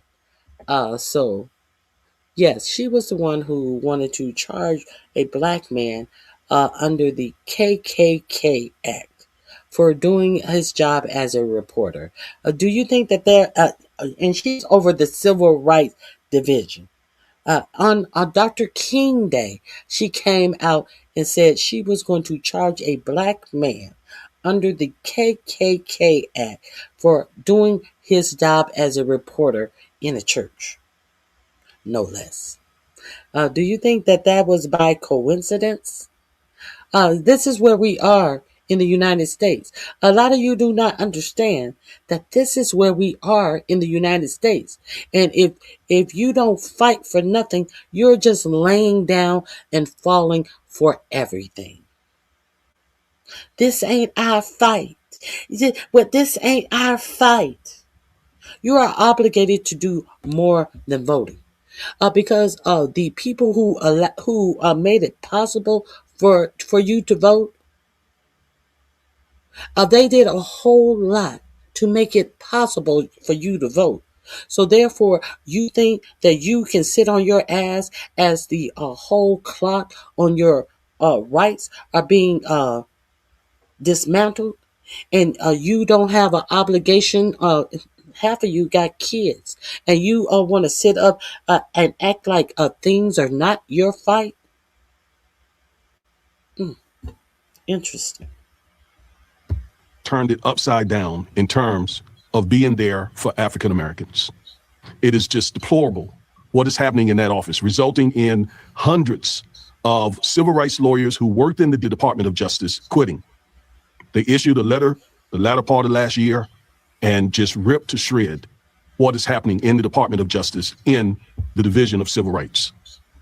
So she takes Kristen Clark's place, and I'm telling you again, it's just making a very serious difference. But let's stay on the good news. So Kristen Clark, is now working for the NAACP, and with the NAACP Legal Defense Fund, you got Janae Nelson. So our side, we're blessed to have these two very, very apt, capable, brilliant civil rights attorneys fighting on our behalf against Project 2025 in the MAGA movement and Trumpism. Janae Nelson did a brilliant job recently arguing in front of the Supreme Court. And again, Ms. Kristen Clark. I'm telling you, I am excited. I'm fired up. I feel like we're in good hands. You know, I've been a little bit down over the results of the election, still a year out, because I understand what they're doing. With my legal background, I understand what the Trump administration is doing that Black people don't yet realize.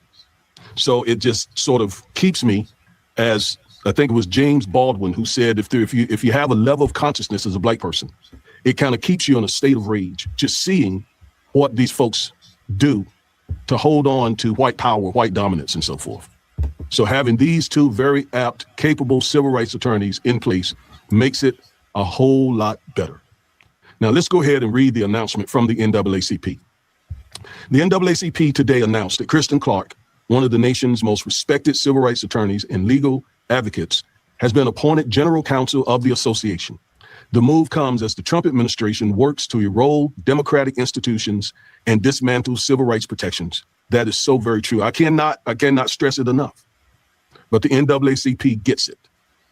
To meet the moment, the NAACP is expanding its own capabilities and ramping up its investment in its legal advocacy efforts by hiring the former senior Justice Department official to fight back. And oh, by the way, I got an announcement coming up myself relative to fighting the Trump administration. All right.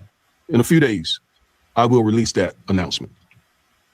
Clark's appointment marks a pivotal moment for the NAACP as it mobilizes its legal firepower to protect the right to vote and doubles down on its mission to secure the civil and human rights of Black Americans and all people across the country.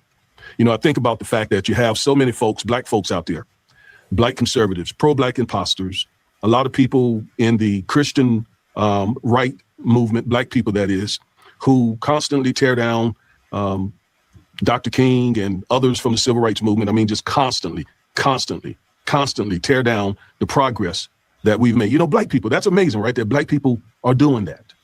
And then groups like the NAACP, lawyers like Kristen Clark and Janae Nelson have to repair the damage that people who look like us are helping MAGA.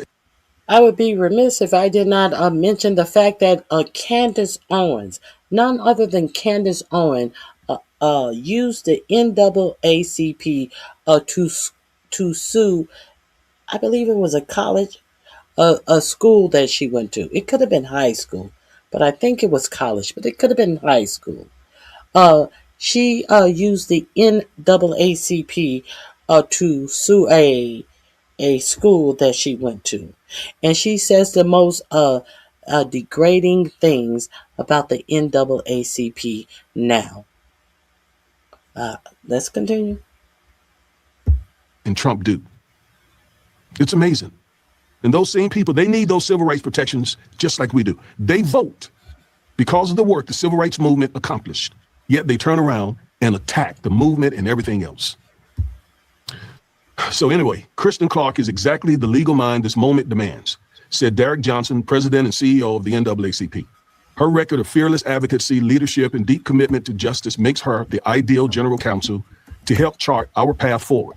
As we face unprecedented attacks on voting and civil rights, having Kristen Clark at the helm of our legal operations brings strategic vision, disciplined leadership, and innovative advocacy. It's a new day at the NAACP's Office of General Counsel. I am just elated. Ms. Clark is going to do a wonderful, wonderful, wonderful job. I just know it. I know it. I know it. As General Counsel, Clark will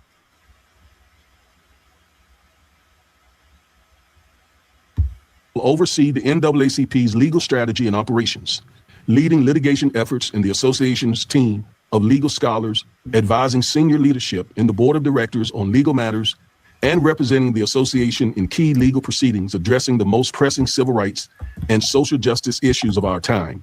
She will work closely with NAACP program teams to ensure the association's advocacy, policy. Rick, what is her name? I just came on. Her name is Kristen Clark. She's the former Biden assistant attorney for the Department of Justice, and she used to work in the Civil Rights Department of the Biden administration, DOJ. Kristen Clark, I think that's who you're speaking of. And legal work remain coordinated and impactful and rooted in the lived experiences of the communities across the country that are the lifeblood of the association's efforts. Now, let me explain this. The NAACP and the NAACP Legal Defense Fund are two different organizations, although the Legal Defense Fund was once a part of the NAACP. And many of the rights that we celebrate today came as a result of the legal advocacy and the litigation skills that the Legal Defense Fund has had for the last 100 years. Like we've all heard and have benefited and celebrated the Brown versus Board of Education cases. There are two different cases, Brown 1, Brown 2. And both of those cases were led by a team of lawyers, and the leader of that team was the late Justice Thurgood Marshall, who is an icon, a legend in the legal field. First Black African-American Supreme Court Justice, the very first one. And he fought hard. He fought hard on our behalf. And of course, we know he was replaced by Clarence Thomas. All right. But we did get a pick-me-up when Joe Biden and Kamala Harris put on the Supreme Court Ketanji Brown Jackson, who in the spirit of Thurgood Marshall is once again on the bench, like Thurgood Marshall did, fighting on our behalf.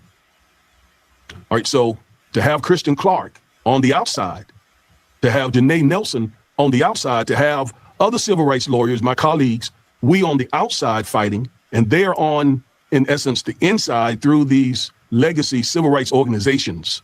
We should be able to at least slow down this Trump train. Because again, it's wreaking havoc, especially in our community. Between the 100. Yeah, the link is in my description box. Yes, it is a time that we are going to have to do things differently in the United States. It appears to be, it is no more time to rest on our laurels.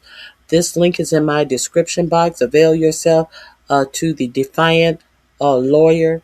His network is very, very informative. The link is in my description box so you can hear the rest of this video. And I'd advise you to listen to, go over there and peruse his material because he does some great work. Now, let me share something else with you. Jesse Ventura. I spoke up earlier about Jesse Ventura's comments about his family's history of fighting for this country and your president's history of avoiding fighting for his country as he sends your sons and daughters out to fight these wars of nothingness, to lose their lives for a reason that he can't even tell you why he is at war. So the secular talk, Kyle Kalinske brought this story up. Sin Baron, Jesse Ventura's Ventura erupts on Trump warmongering and brutal message. This is a good message. Morgan show, and man, he did not hold back. He is so Jesse Ventura went on Piers Morgan show, and man, he did not hold back. He is fucking fed up with Donald Trump. He's a Minnesota guy. He was okay. I'm gonna get to the clip. I just wanted him to intro it. Go over to Kyle Kalinske show. I like his energy. All of this. Yeah, I'm going to talk about this. I like the energy that he gives. This is my type of political energy. All of this. I'm going to talk about things delicately and all of this bullshit. This is not our fight. Yeah, this is our fight. And you better get some fight in your motherfucking voice. You better get some fight in your fucking belly. Because this is no time to sit up and say what is and is not your fight. See, because when it's time to fight, you better act like you know how to fight. That's why anyway, let's get to a fighter, Jesse Ventura. Let's get ready to crack some MAGA skulls. Okay. So he goes on Piers Morgan show here. He's going to talk about what ICE did to Minnesota. He's also going to talk about his thoughts on the Iran war and Trump. And this, ladies and gentlemen, is glorious. Let's take a look. You said the ICE agents came to your school.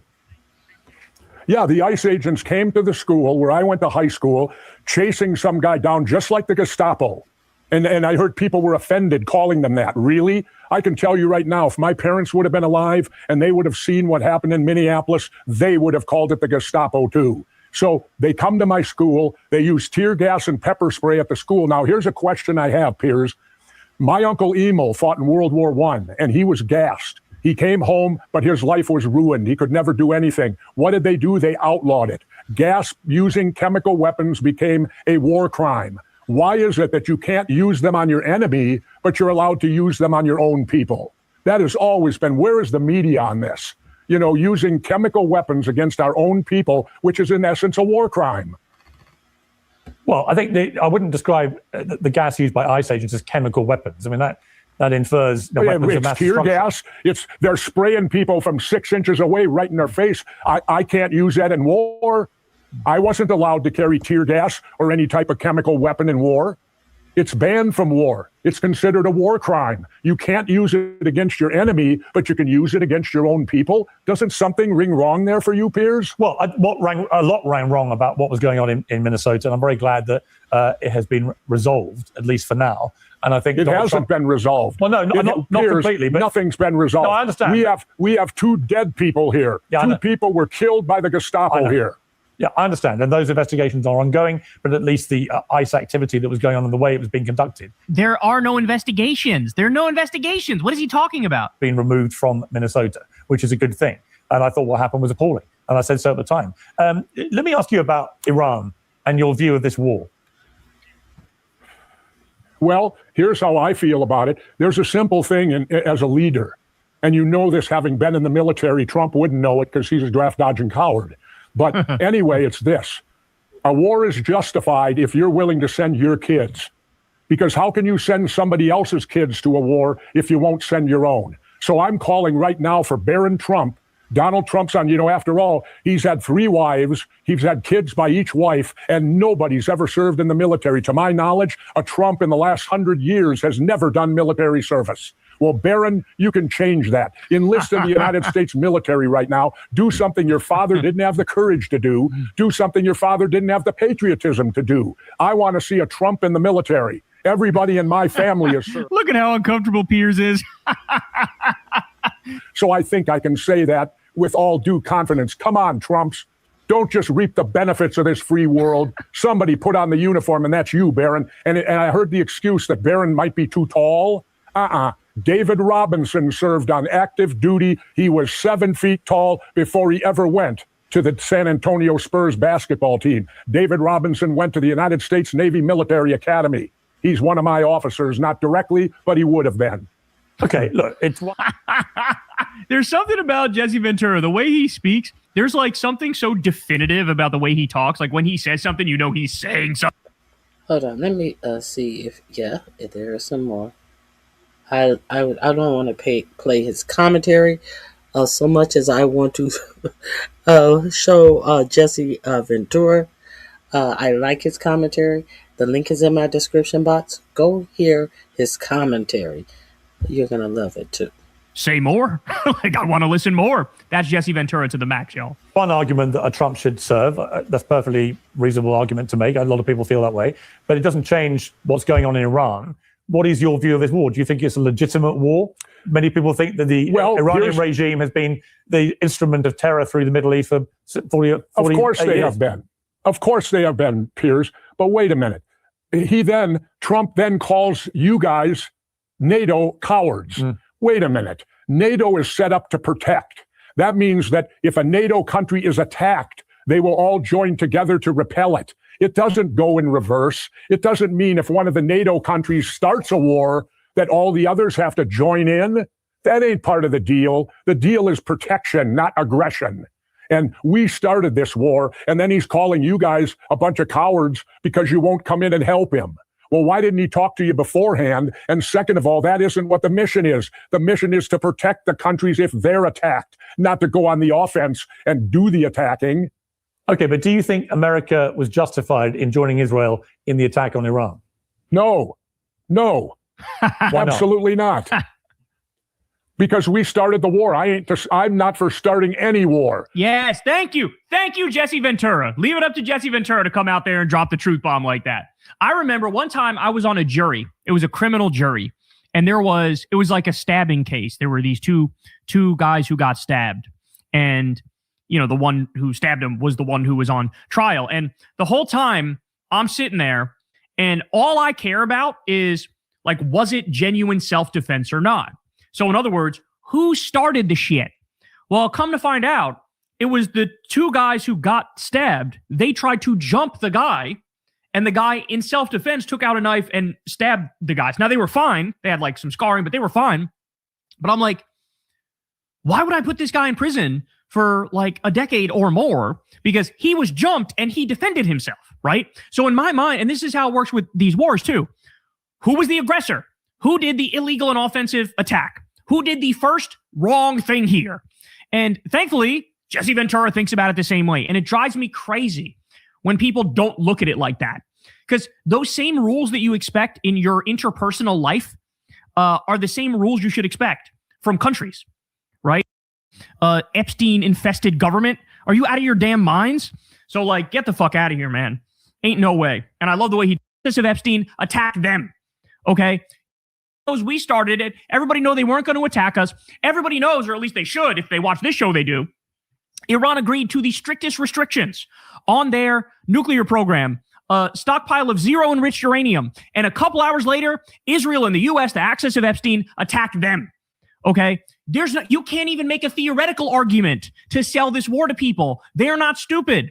Everybody's going around, looking around going, I'm not going to fucking die for Israel. Why would I go fight in this shit? I just saw the other day, they raised the draft age to 42 years old. They're going to try to get my 38-year-old ass to go fight this war? Go fuck yourself. Suck my nuts from the back. Not a chance. I'll be out this bitch to the Bahamas, to Puerto Rico. I'll be laughing at you motherfuckers as I do it. And I'll be saying, are you kidding me? There's more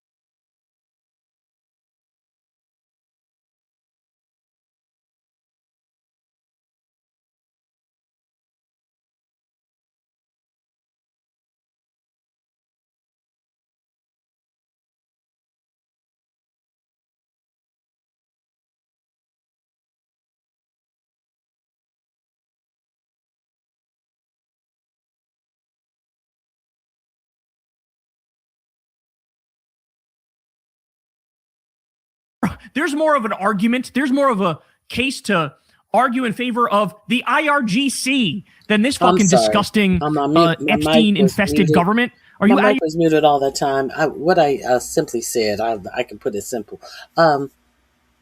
This government already has this world mapped out. These oligarchs and these billionaires, they have already separated the world into parts that they want for themselves, and they are going to use the body of the poor and the unconnected to do it. They have extended the age that you can be in the military, that you can be drafted into the military up until, I think he said 38 or 40, and they have also automatically have started to automatically enroll your children, your nieces and your nephews, your children, into the selective service at the age of 18. There used to be an option that you would have to go and enroll yourself when you turned 18. No, they're automatically enrolling you now. Why do you think they're automatically enrolling people in the selective services as you ignore how many nations that this administration has gone over and made strikes on, have used the body of the military to enforce things on other nations? Why do you think that they are now automatically enrolling children that turn 18 into the military? Let's continue. Your damn minds. So, like, get the fuck out of here, man. Ain't no way. And I love the way he talks about this in simple terms. That's how you got to talk about it. We fired the first shot. Yes. Plain and simple. You want to put it in Rambo terms? We drew first blood. Many would argue, of those who support the war, that Iran had drawn a lot of blood through this regime for a very long time. Fuck off. And what do? They say, oh, they planted a lot of the roadside bombs in Iraq. Well, first of all, you're not talking about Iran. You're talking about the Shia militias that are allies of Iran. Second of all, the U.S. invaded Iraq, and like that was their attempt of saying, get the fuck out of our country. And I'm supposed to put that on the same moral level as like Osama bin Laden? No chance. No chance. They had supported... hang on, Jesse. They had armed groups like Hamas and the Houthis and Hezbollah for decades. They had wreaked utter havoc. So in other words, we have to fight them because they're arming the proxies who are standing up to Israel's aggression. That's the argument. That's the best argument you got. That's the best argument. Oh my God, bro. Drawing enormous amounts of blood. And that actually the reason America and Israel had to deal with them now was that they were imminently going to get a nuclear weapon and may well use it. What do you say to that? Total hogwash. The Obama deal was working perfectly. There was a fatwa against nuclear weapons, and Donald Trump and Benjamin Netanyahu murdered the guy who issued the fatwa against nuclear weapons. Great job, guys. Well done. Well, here's what I say. Let's get the real history in. You know, I listen to people like Congressman Lawler in New York. They all love to go back to 1979, the day the Ayatollahs took over. They conveniently don't go back to when I was alive. I'm a little older than them. Let's go back to 1953, shall we? When Iran had a Democratic elected president, the United States didn't like him. We pulled a coup d'etat. And what did we do? We stuck the authoritarian dictator, the Shah, in power. That's when the I Hate America started, was way back in the 50s when we interfered in their democratic elections. He's cooking them. He's cooking them. But how convenient we are that we forget that. Then in 1979, what took place? The Ayatollahs took over, who were probably worse than the Shah. But let's remember, the hatred of America was started by America. It was not started by the Iranians. We interfered in their government way back in the 50s and overturned their democratic elected president. And then the dictatorship started with the Shah and now went to the Ayatollahs. And here we are today. But I'd like for Congressman Lawler to at least try to go back in history from before he was born to see what could have occurred and that the United States was the person that caused the hatred between the two countries. Why is it so hard for people to make that argument? I genuinely don't get it. I've heard Bernie Sanders make that argument. I think I've heard AOC make that argument. I'm now hearing Jesse Ventura make that argument. But the entire Democratic caucus should be screaming this from the rooftops, right? Like, hey, maybe they hate us because we took the CIA and illegally overthrew their democratically elected government so us and Britain could get cheap oil. Like, that's what it comes down to. In the same way that we abducted Maduro and Trump is now putting hundreds of millions of dollars in Venezuelan oil money in a private account that only he controls, he's now trying to do the same thing to Iran.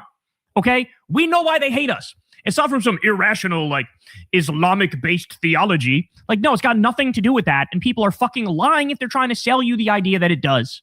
You know, Jesse, I know you're very scathing of Trump now. There was a time when you were on more friendly terms. Here's a clip from you both at WrestleMania 20. You know what? I think that we may need a wrestler in the White House in 2008. When you look at that, Jesse, I mean, that was 12, 13 years ago, I think. Trump has also been made a WWE Hall of Famer, which I know has angered you. Yep. How do you feel now looking back at that clip? I feel that simply I was doing my job. I was doing what I was asked to do at the WWE. Trump being a Hall of Famer is a tragedy. This guy has never been in the ring. I got a good friend, Ken Patera, Olympian, first man to overhead press 500 pounds, 25 years in the wrestling business. Kenny Patera is not in the Hall of Fame. Donald Trump does not belong in the Wrestling Hall of Fame. He never earned it. Yeah, they're literally all like Republican sickos, right? Like Vince McMahon is a total Republican sicko. So they dole out favors like this in the same way they have financial corruption and deals, and he's pardoning fraudsters and all that shit. It's the same thing. It's the same thing. It's like fucking nepotism and the buddy system. Everybody knows this. You know what I had to do to get in the Pro Wrestling Hall of Fame? At one point in my career, I wrestled 63 consecutive nights in a row. That's how you get in the Hall of Fame. When I was referring to putting a wrestler in the White House, I was talking about me, not him. Really? That was a bit ambiguous. He's so good. He's just so good at this. Yeah, absolutely. I was the former governor of Minnesota. I'm the only real former wrestler. I don't include him. He's only in the Hall of Fame because he stopped an investigation against Vince McMahon. Oh, snap, son. Oh, snap. It is true. We saw those articles. There's all sorts of articles with all sorts of allegations made against Vince McMahon where you got these young women coming out being like, he was texting me some nasty ass shit. They were trying to run the train on me and whatnot. They were and I don't know if y'all have seen Vince McMahon lately, but his face is struggling, dog. I mean, he's either going to the worst plastic surgeon on planet Earth or like he's mangling himself with constant drug use, but he ain't looking too hot. Sexual stuff. Do you intend to run again? I like how Pierce just glossed right over that. Right, yes, very good. Vince McMahon, sexual stuff. Next. For governor and therefore maybe president? I don't necessarily intend to run again, but I'm working on something that could send me straight to Washington and go face to face with this guy. Really? Well, you would run for president? Maybe in the works. I mean, he can't run for president again. So what would that involve? Well, you'll have to find out. Wait and see. I'm not going to spill it here. Oh, shit. Jesse, what are you doing, Jesse? What are you doing, Jesse? I genuinely don't know. I don't think he wants to run for president. But man, this guy's got more talent in his fucking fingernail than most politicians have in their whole bodies. I mean, he's a rock star. So anyway, that was fucking awesome. He going at Trump aggressively and man, just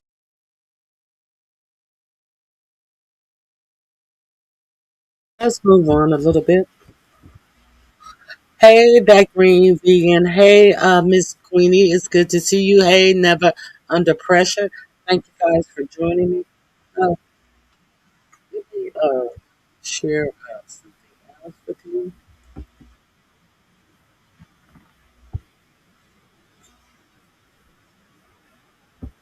Iran just a tour of a lot of U.S. bases in the Middle East. As the troops have abandoned all bases in the Middle East. So let's see what's going on. Since we're winning so much, since we have ruined this Iranian military, according to your president. Let's see. Scaramucci writes, a forever basing empire is a 1 trillion. Let's see what happens when we obliterate a military.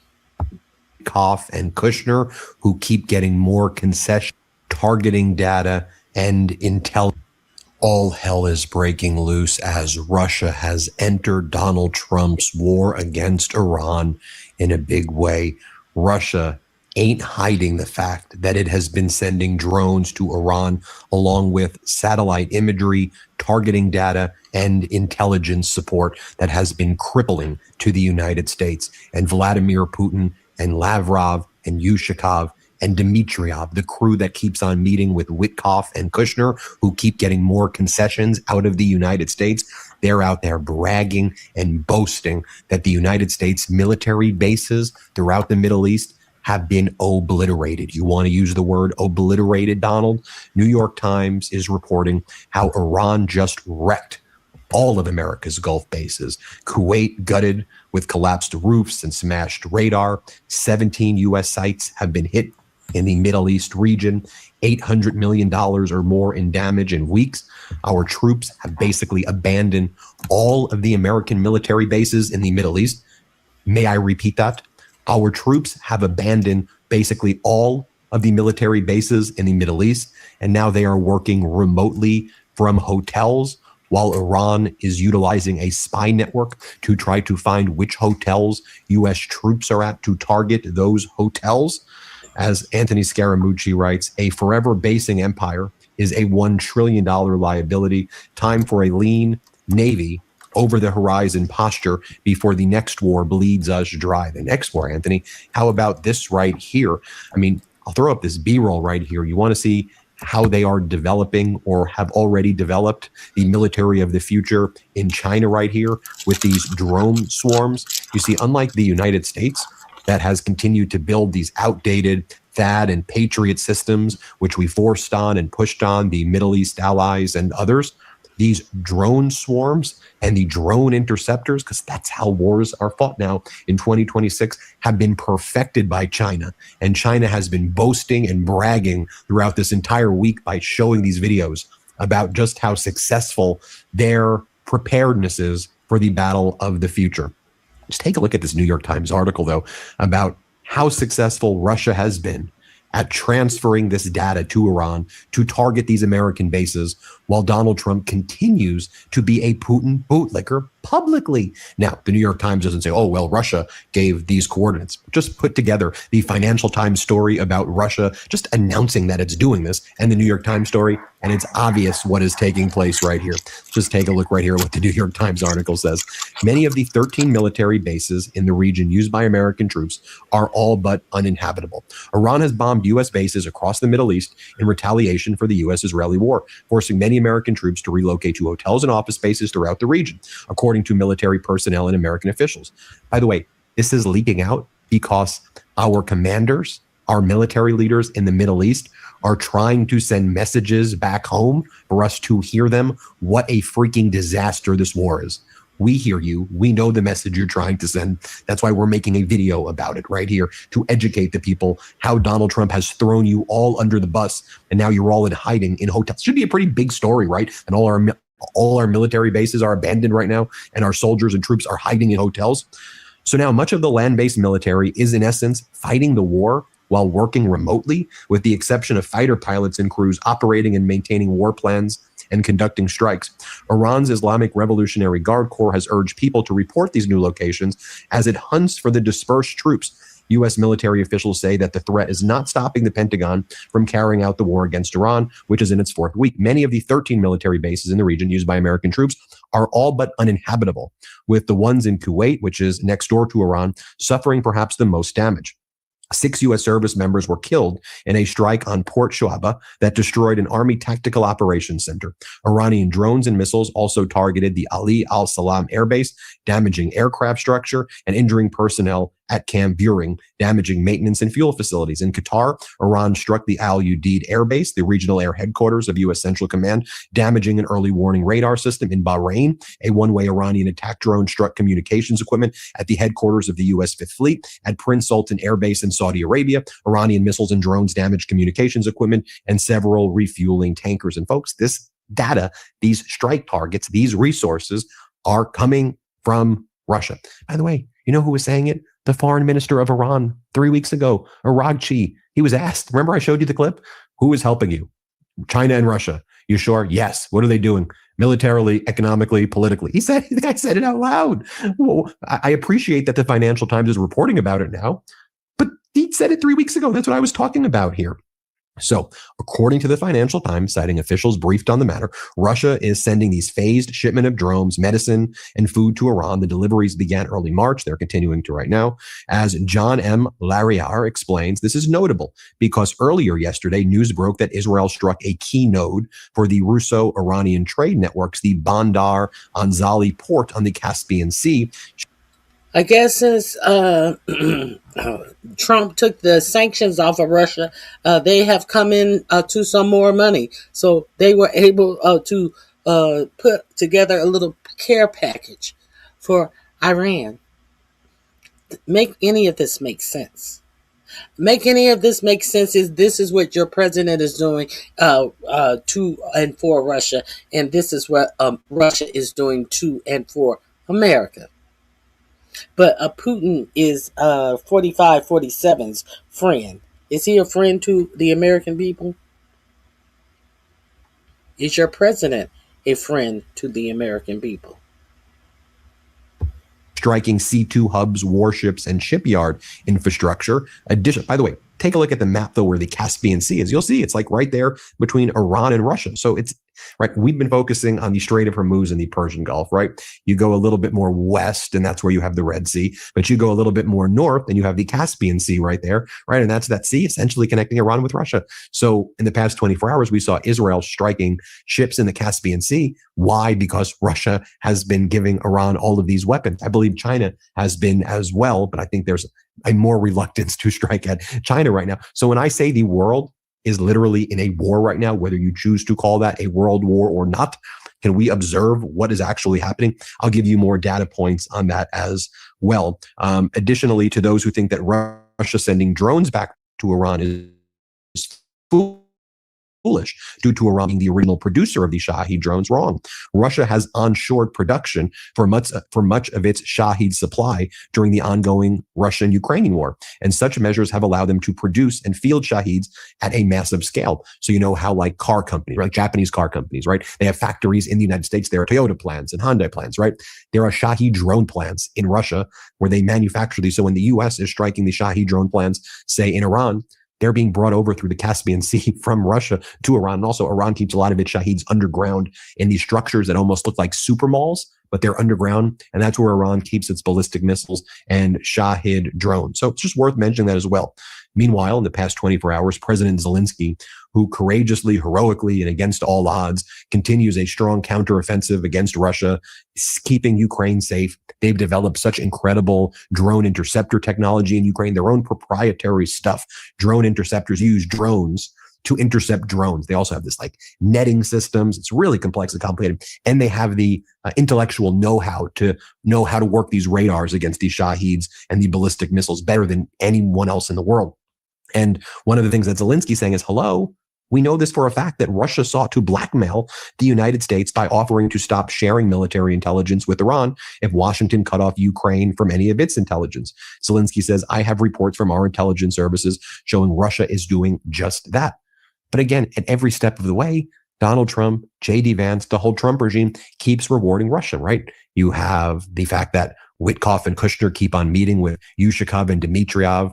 Donald Trump continues to blame Zelensky and not Putin for Putin's war against Ukraine, right? You have Donald Trump and his despicable regime removing sanctions from Russian oil. Russia's been able to make billions and billions of dollars and revive its economy that was teetering. Delete Me makes it easy, quick, and safe to remove your personal data online at a time when surveillance and data breaches are common enough to make.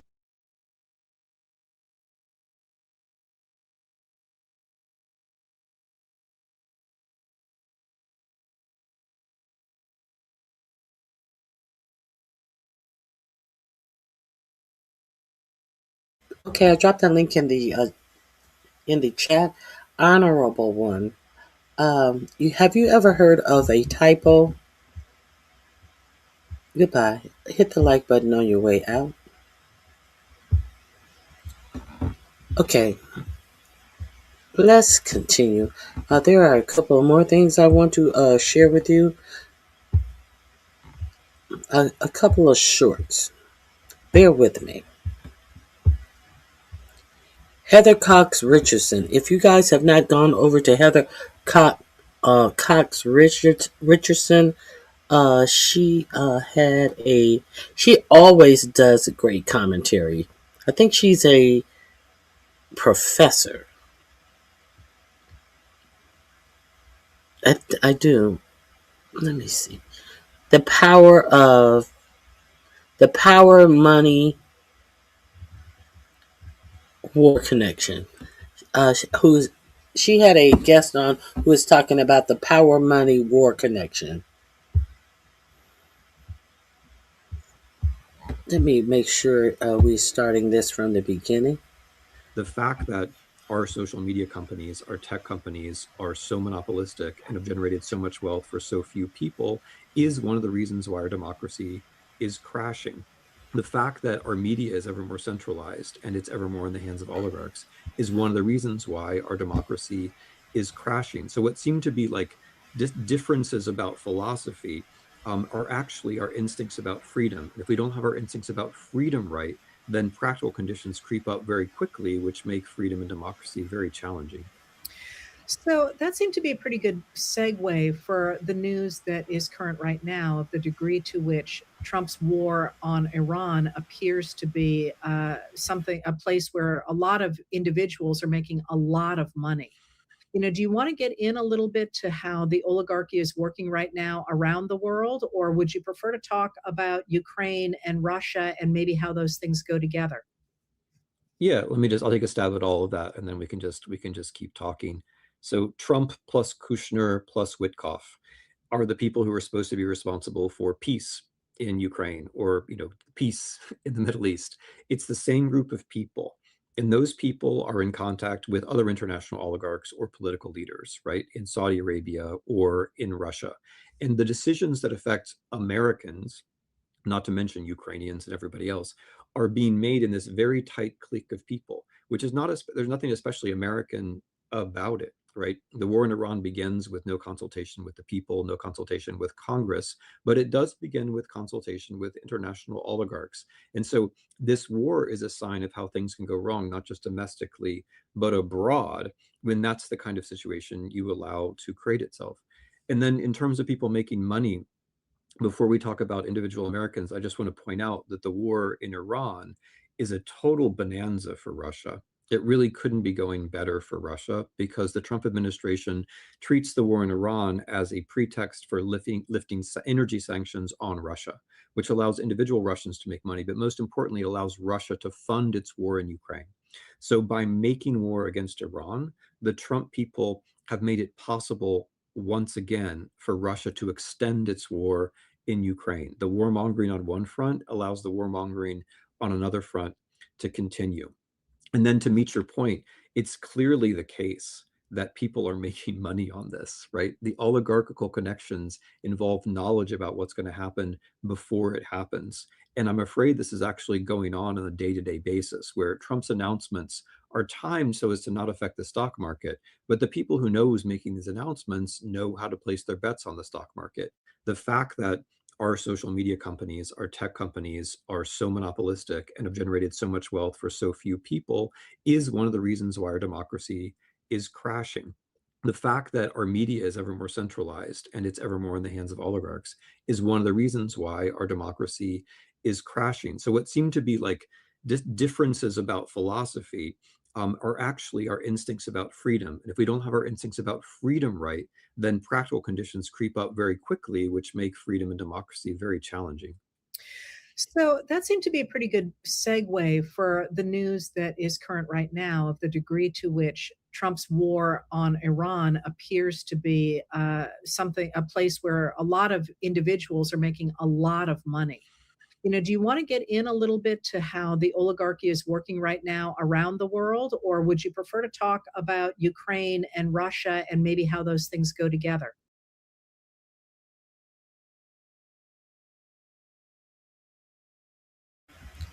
Okay, let me show you one more clip from Heather Cox Richardson. Uh,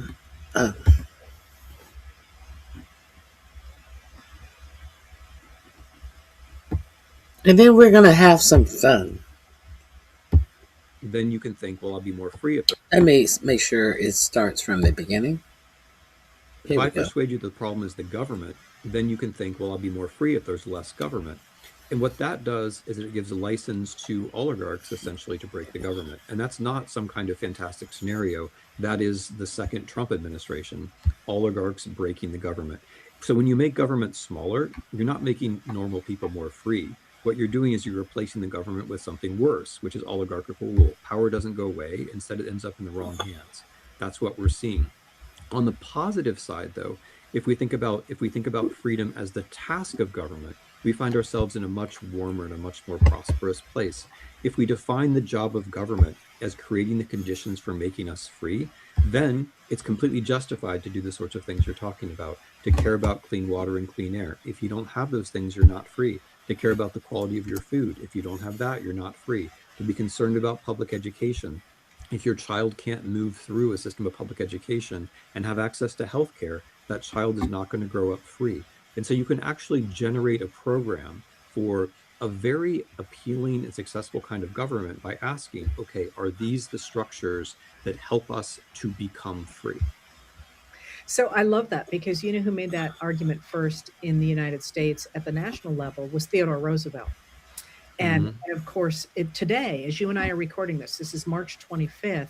This is the anniversary of the Triangle Shirtwaist Fire in New York City, which Mhm. really hit home for a number of people that the government must get involved in things like workplace protections and better conditions for workers and an end to child labor and so on in order to create freedom, in order to support individualism, which again at the time, you know, the argument had been the opposite, that you wanted to have a small government that stayed out of the lives of business people and interfered with the way they did their work, and instead said, no, no, no, no, in order to have true individualism and freedom, you must have the government intervene in workplace situations, for example. And it just feels lovely to be talking about that today.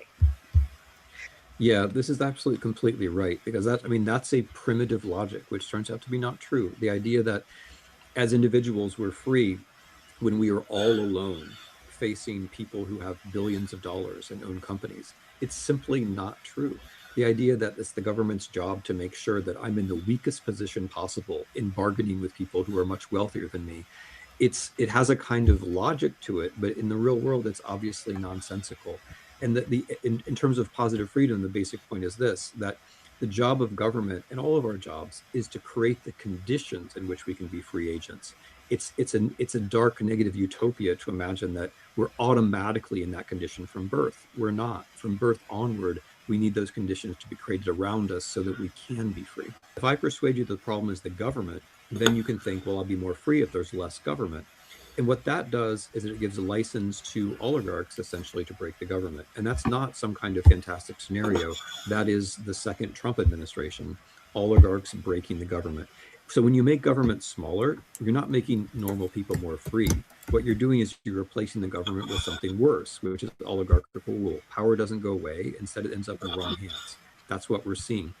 On the positive side, though, if we think about freedom as the task of government, we find ourselves in a much warmer and a much more prosperous place.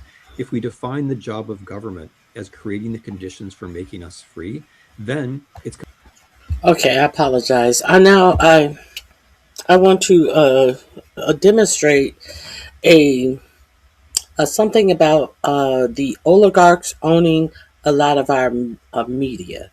I've been talking to you about that Netflix, that Paramount takeover. Um, how they will own CNN. We saw Pete Kegbreath take a question, a reasonable question from a CNN reporter, and he pulled that old stunt because the question was reasonable and he had no answer because he's too inept to be able to answer any questions about military procedures. He went on to attack the reporter and told her he could not wait until Ellison owned CNN. So this is why your media should not be owned by one oligarch. All realms of media. I think that it is time for us to make them feel it in their pocket, as it were. to stop some of our streaming services because they only understand when their bottom line is affected. So that's all. That's all I'm saying. It don't mean anything until it means something to them. So let me share this with you.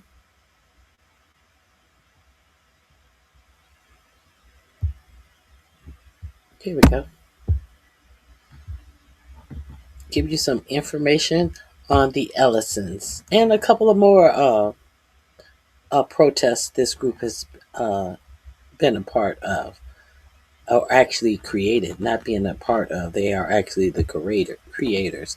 These links are in my description box. Trump-friendly billionaire takes over more of the media that you and I consume. Protesters are fighting back to highlight the issue, which means it's time yet again for another edition of Protest Art.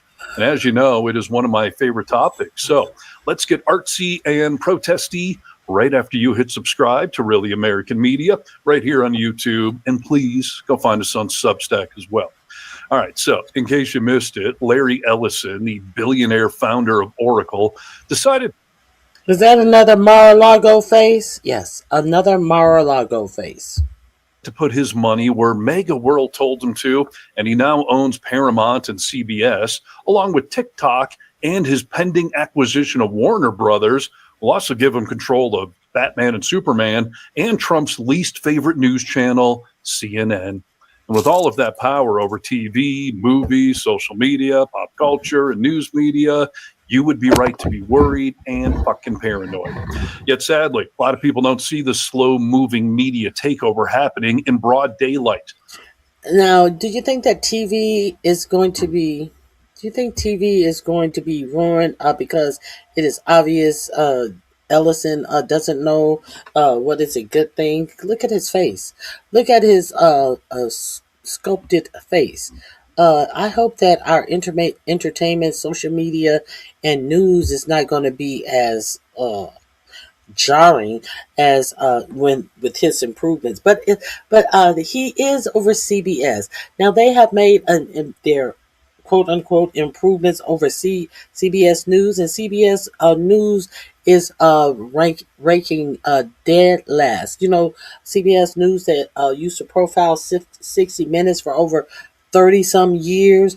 All of the people, important people on 60 Minutes have quit their jobs. Anderson Cooper quit his little side gig he had on CNN. Multiple producers have quit their jobs, and they have lost a large audience share, especially in the demographic they care about the most. I think it's 18 to 35 or 25 or something like that. They've lost their audience because they bought over Barry Weiss, who wanted to try to turn the news into some propaganda of the right. So let's get into the Ellisons and what this group did to protest the Ellison owning all of this media. Which is why the British guerrilla activist group led by donkeys decided to call some attention to the matter, and they also did it in broad daylight. This is Larry Ellison's $160 million super yacht, moored up on the French Riviera. It's called the Musashi, but not for long, because we're about to rename it. Ellison is the world's 6th richest man. He's a big Donald Trump supporter and a close friend of Benjamin Netanyahu. He once offered the Israeli prime minister a job at his company, and Netanyahu's family has holidayed on his private island. Ellison is also the largest private donor to the Israeli military. Trump recently handed the Ellison family control of TikTok in the US. Almost immediately, prominent pro-Palestinian voices were silenced. Last year, the Ellisons bought Paramount, giving them control over CBS News. The channel's coverage of the attack on Iran has been notably pro-war. And the Ellisons will soon take over Warner Brothers, giving them control of CNN. Hold on one second. Jackie Ramos. First of all, why isn't ICE somewhere collecting your ass up? Do not bring your fuck ass in my chat talking about somebody ignorance as you talk off topic about something that nobody is talking about. Nobody's talking about sleeper cells. So don't come in here talking about who is ignorant if they don't think sleeper cells are in the United States. When sleeper cells and U.S. attacks have been talked about. Take your fuck ass out of my chat talking about who is ignorant, you bitch motherfucker. Don't come in here playing no dumb shit in my chat. Excuse me. Let's continue. US Defense Secretary Pete Hegseth recently denounced CNN for being insufficiently supportive of Trump's war on Iran. Hegseth said he couldn't wait for the Ellisons to take over the channel. And Trump himself listed the CNN takeover as one of his wins. And that is why we've renamed this super yacht the Trump Propagandist. The billionaires are buying up the news to support their friends, the politicians pitching our world into chaos and war. Then they jump onto their super yachts, accountable to nobody. Well, I say let's bring some accountability their way and share this worldwide and get ready to boycott some of your streaming services if Larry Ellison and company don't let the free market be free. And kudos. Okay, so this link is also in my description box. Is there? I think there's something else. Excuse me. Hey, Vibrant, it is good to see you. Octavius, it's good to see you. Hey, Leonard, it is good to see you as well. There are a couple of more things I want to share with you. What else? I guess I do want to share the thing about Cuba. First and foremost, I have so many things that I didn't get to yesterday because I was interrupted. Let me see. One more thing. Let me share this with you.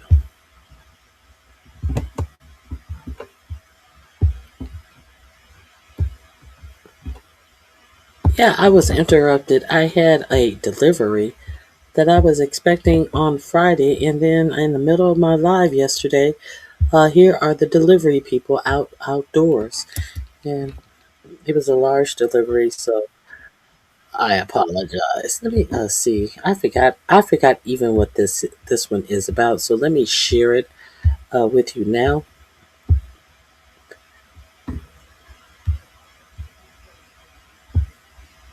It's about the oligarchs owning up everything, I'm quite sure. Oh, it's about those CBS ratings that I just told you about. That's what it's about. Okay. And disastrous for CBS going on. I love it. I'm just going to be very honest with you. I love it. This link is in my description box. There is a total collapse of ratings happening at CBS since Barry Weiss took over and turned CBS into a pathetic, disgusting propaganda arm of the Trump administration. Under Barry Weiss's leadership, CBS Evening News. This is also a Larry Ellis, a new purchase. Larry Ellis, the sixth richest man in the world, is on track for its worst first quarter of the century, of the 21st century, in both total viewers and key demographics. A historic collapse for one of the most established news brands in the country. Their flagship evening broadcast is getting a little over 4 million viewers. In the crucial 25 to 54 demographic, they are down 18%. That younger demographic is the one that advertisers want to reach. And that is a major, major problem for CBS. Now, this is bigger than any one show, and it is a network problem. Barry Weiss took over editorial control. They went pro-Trump, hiding stories that make the administration look bad. We salute you, Marco Rubio type of crap. CBS Mornings had its lowest rated quarter on record. Viewership is down 13% there compared to the same period last year. So it is not one struggling program. This is not only about one anchor or reporter. The network is collapsing after Barry Weiss made it a pro-Trump media outlet. I love it. I love it. I think this is awesome. And meanwhile, independent media, critical media of this administration is doing so well. All of our cohort of shows, the folks that, are sort of like at our level of the David Pakman show, everybody's doing really well. And the timing of the CBS collapse lines up directly with the tenure of Barry Weiss. It started after a shakeup with regard to ownership. And then in comes Barry Weiss saying, well, CBS lost the trust of the public. We've got to rebuild it from the ground up to win back the audiences. And 6 months later, the problem is worse and the audience is shrinking like the size of Trump's hands. They've lost personnel. Internal conflict is going on. Editorial decisions that have sparked backlash from their own employees. Veteran staffers have left. Layoffs have hit some divisions. 60 Minutes is there's like a dispute every couple of weeks at 60 Minutes about the chaos that's going on. And critics of the network have understandably raised concerns that they're just doing Trump-friendly propaganda. And they are. And that perception matters. News audiences are very sensitive to credibility and to independence. And if there's big political tension, a war in Iran, possible corruption, insider trading, all these things going on, do people want to be getting their news from an outlet they perceive to have been taken over, permeated from the inside out by pro-Trump bias? It seems that the answer is no. And so they are getting crushed. Now, forget about independent media for a second. Just think about NBC and ABC. NBC and ABC are not struggling with the ratings declines of CBS. So it is not just all legacy and corporate news media is down. CBS is having the problem. They are falling behind NBC and ABC. And when you hear from insiders at this point, they're describing it as a downward spiral. They say, when a program drops below a certain threshold, you're not going to recover. And the next thing is more layoffs, cancellations, and all of that. So this is... Okay. The link is in my description box. Please avail yourself to this link. And, I have no tears to cry. Now, let's talk about Cuba. We know that there has been a power grid, I believe is an intentional power shutdown in Cuba. If you remember, there has not been any oil allowed to go into Cuba as well since they attacked Venezuela. They are selling the Cuban oil from Venezuela that was supposed to have been going to Cuba and putting it in a offshore bank account that only your president has access to. Let this make sense. Let any of who creates these bad, obviously illegal ideas? Who is coming up with this shit? And your president thinks, oh, that's a good idea. Well, Ryan Grimm dropped site news and I think it was 60 people. Don't quote me. They did a shipment of medication and things that people need in Cuba. And he's going to explain to you a little bit about what's going on in Cuba. Because the only thing you hear in your for-profit media about Cuba and what this American administration is doing to Cuba. I saw one internet story about this one guy said the lack of power in Cuba is so bad that he was cooking outside. He was like, man, this is crazy. You can tell this is somebody who doesn't know anything about cooking on an outdoor wood stove. He's like, man, this is crazy. I've never seen anything like this, but we have no choice. So let's hear about what's really going on in Cuba in a, expanded frame of reference. And they were over there taking medication and supplies to the people in Cuba. Calling for regime change in Saudi Arabia over like the human rights abuses and the lack of democracy in Saudi Arabia make Cuba look like flawed and unable to sanctions and the embargo. And what he's saying is they're saying that they have this embargo. They're talking about, oh, well, look at all the human rights abuse in Cuba as a partner with Saudi Arabia, your president. Play a primary driver of the immiseration of the island. But the point I did make to him is, if you think that's not true and the system is so flawed and unable to succeed, let it Let it try. And make inroads with them so they don't turn to Russia and China. Then there you go. Yeah. And we don't have to keep doing it. Also, I haven't seen Schmidt calling for regime change in Saudi Arabia over like the human rights abuses and the lack of democracy in Saudi Arabia make Cuba look like Switzerland. Well, this is a great back and forth. I think it draws out some important contrasts. So without further ado, here we go. Ryan on Newsmax. Dropside News reporter Ryan Grimm also traveled to Cuba as well, reporting on all this. He's seen in this photo here. And Ryan joins us tonight, and it's good to have you back on the show. The Trump administration is trying to end a 70-year regime. It looks like these guys, along with you there, are trying to help it survive. Am I missing something? Wait, they're trying to do what? Trying to help this regime survive. So he's taking medicine and supplies over to people who are suffering. And this jackass tries to turn it into you're trying to help the regime survive, as opposed to you're trying to help a suffering individual people in this country survive. You notice how they do that? And I like this interview because Ryan Grimm, look at the look on Grimm's face. He was like, excuse me? Look at the look on his face, and look at the smug look on the interviewer's face, and look at the interviewee. Look at his face. Let's go back here and hear this. It looks like these guys, along with you there, are trying to help it survive. Am I missing something? Wait, and Ryan joins us tonight, and it's good to have you back on the show. The Trump administration is trying to end a 70-year regime. It looks like these guys, along with you there, are trying to help it survive. Am I missing something? Wait, they're trying to do what? Trying to help this regime survive. Who is? Piker, most of the people there. I'm wondering if yourself, along with them, are included in that. Yeah, the group that went along brought about 50. He said, I'm wondering if you're trying to help them do it. Piker? And he said, it seems like you guys. He included you. Now, you asked him, excuse me? And, those guys, I was wondering if you were with them. 50 tons worth of medical supplies and solar panels. A coward. To help this regime survive. Who is? Piker, most of the people there. I'm wondering if yourself, along with them, are included in that.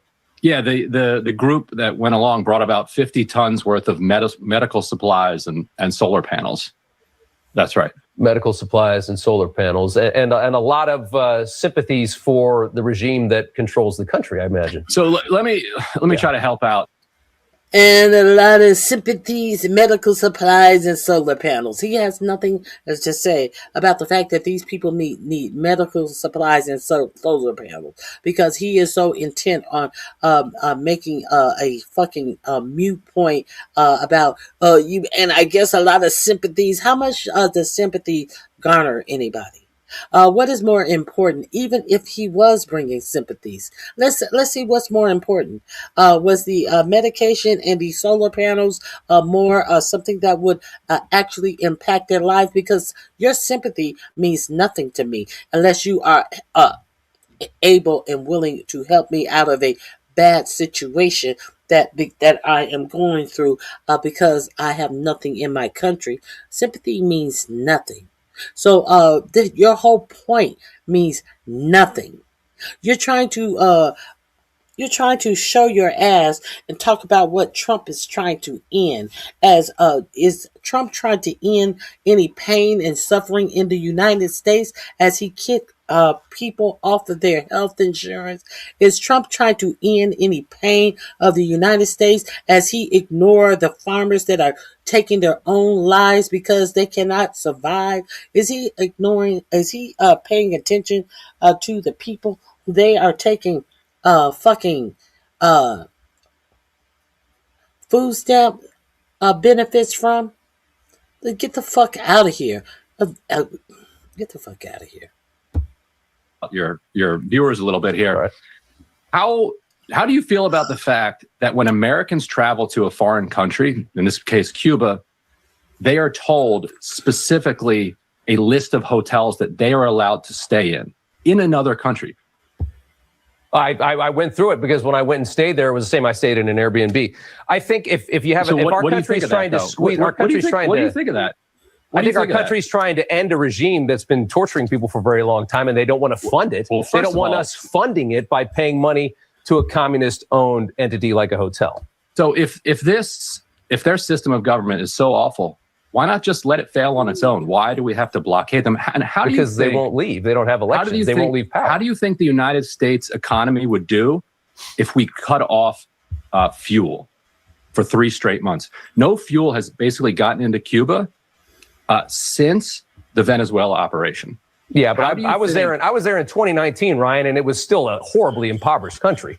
We're cutting off fuel to try and get this leadership out, get them the hell out of there because they won't leave. They won't have an election. They won't leave. Why do you care about like who's in charge in Cuba? What is it? How does that affect you and how you live your life? They won't leave. What they got to do with you and how you live your life? Nothing. Absolutely nothing. The same things about they complained about what was going on in Iran. Nothing was going on in Iran that affected the lives and how life was lived in America.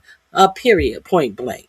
We are not the gods over other people. We are not the ruler over other people. But we see who has this mentality that they are the say all and do all about what other people in other countries, wherever they are. We see who has that mentality. A white man. But who elected you to do that? It's such a bizarre. Like there aren't enough problems in the United States here for you to worry about. Like that's another side of it. Really, like I can't even get my mind to a place where I would think it's my call. Like who runs Cuba? Who runs Haiti? Who runs Mexico? Who runs Iraq? Who runs Iran? Like that's a who fair runs Israel. That's a fair criticism. That's a fair criticism. That's a fair criticism of the one time. But I mean, do you think it's better for? Do you want this regime to continue to run this country against the wishes of the people? It's not that up are to all me. impoverished. It's not up to me. I live in Washington D.C. I vote in Washington D.C. elections, and I vote in federal elections. Where do you live? You live in that's fair. Where do you live? I live in New York. So, And it's not. Why should you vote? Why should you like? What do you have to do with Cuba? Well, I think the prosperity of that country that's only 90 miles away from our border can't be a bad thing. And I'm just saying, Right, what I'm asking you is, then why not let them import oil? It's fine. It's not America first. Let's put it there. But do you think that regime should be running the country? Why does it bother you if Mexico sells oil to Cuba? You live in New York. In what world is it a New Yorker's responsibility to stop Mexico from selling oil to Cuba? That's okay. Fair criticism right there. My question to you is, why do you care? Why did you travel there? Why did you? If you don't care, why did you travel there to try and support the regime? I'm a journalist, and the United States is literally killing people. We are killing people. I toured 2 hospitals. One was a pediatric hospital. Yep. We implemented a new rule in February that says that if you're a private business, you can import oil, you can import fuel. So the hotel where we were required to stay is allowed by the United States government to have fuel. Hospitals, because they have a publicly run healthcare system, are not allowed to have fuel. I heard a lot of people complaining that the hotel still had power, but the hospitals didn't. Not understanding, apparently, that it is a U.S. rule that blocks the hospitals from getting fuel. I toured the pediatric hospital. You know what the nurses and doctors there told me? They said when the power goes out, they immediately turn on their phone lights and race to the babies on ventilators. Let me ask you this, because there's a gap. And hold on. I understand. Hold on one second. We're killing babies with There's a gap between when the power goes out and when the generator kicks in. That can be up to like 5 or 6, 7 minutes. A baby can die in that time on a ventilator. So they have to take their phone, turn the light on, race and hand pump the ventilator. Because the United States has decided that Mexico can't sell oil and fuel to Cuba. What does that have to do with the United States?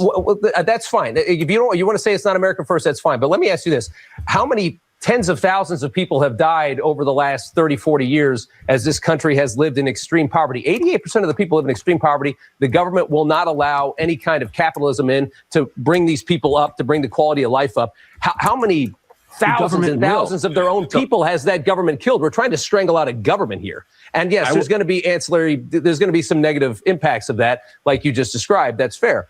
But how many people have died because of the government in power? I interviewed the number 3 guy in Cuba. Cuba. I will let you have the interview. You can air the entire thing. He said Cuban nationals, Americans, are welcome to invest in Cuba. He said they're open to, in a holistic negotiation, compensating Americans for property that was seized during the revolution. Well, they're capitulating now, right? What they want? No, they offered that in the 1960s. The United States refused it because we thought we were going to do regime change. So why take a deal if we're just going to do regime change? Well, we didn't overthrow the government. We failed over and over and over. We tried to assassinate Fidel Castro, like a dozen plus times. We tried an invasion, Bay of Pigs. It didn't work. Every other country, Italy, France, Spain, they all took compensation for what was nationalized. So they're saying you can invest here. Yeah. We will compensate you for what was nationalized. All we're asking is that you lift the sanctions and leave us alone. Why leave the regime alone? Leave Cuba alone. Leave the regime alone and let the people continue to suffer. I mean, did you see the people there? The misery of the people that live in that country under these a-holes? It's horrific. The misery is like unspeakable. Unspeakable. It is unspeakable. Been that way for a long time. It's a lot worse. It's the people who were there in December and people who obviously live there telling me like it's noticeably worse. You have people like starvation and homelessness wasn't really a thing. Like there was poverty. It wasn't like extreme rich poverty. Country. Yeah. But even a few months ago, 90% of the people live under $2 a day. I mean, that's nobody in America lives under $2 a day. Not a single person. That's a lie. I got to leave That's it there. a lie. I really do. You're a good sport for coming on, Ryan Grimm from Dropside News. You got it. Good to see you. That is unfactual. There are plenty of people who live in America under $2 a day because there are some people who are unable to eat on a daily basis because they don't even have $2 a day to eat. Hold on. This is the wrong link. Let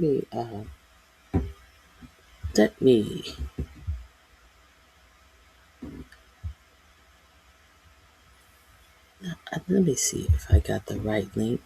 I apologize.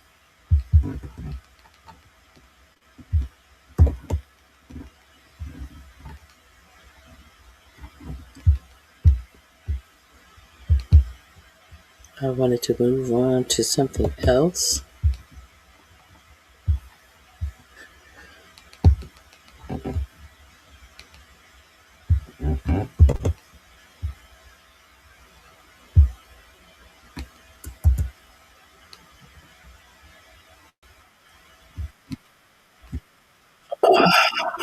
Oh God, that isn't the one. That isn't the one. Let's move on.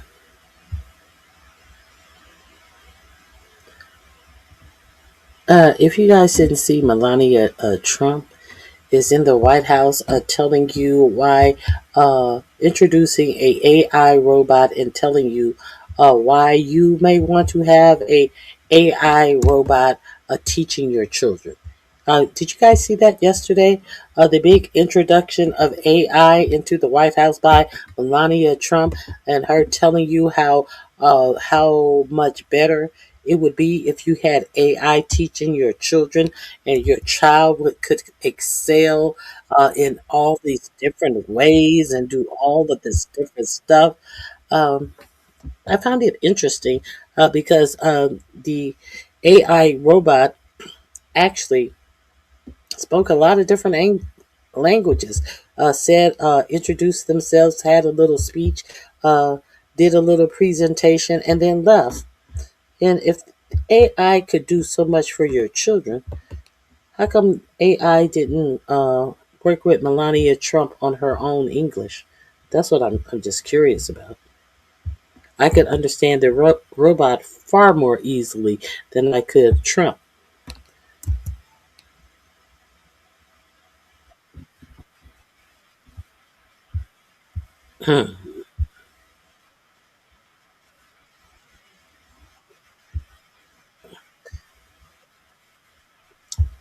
There is.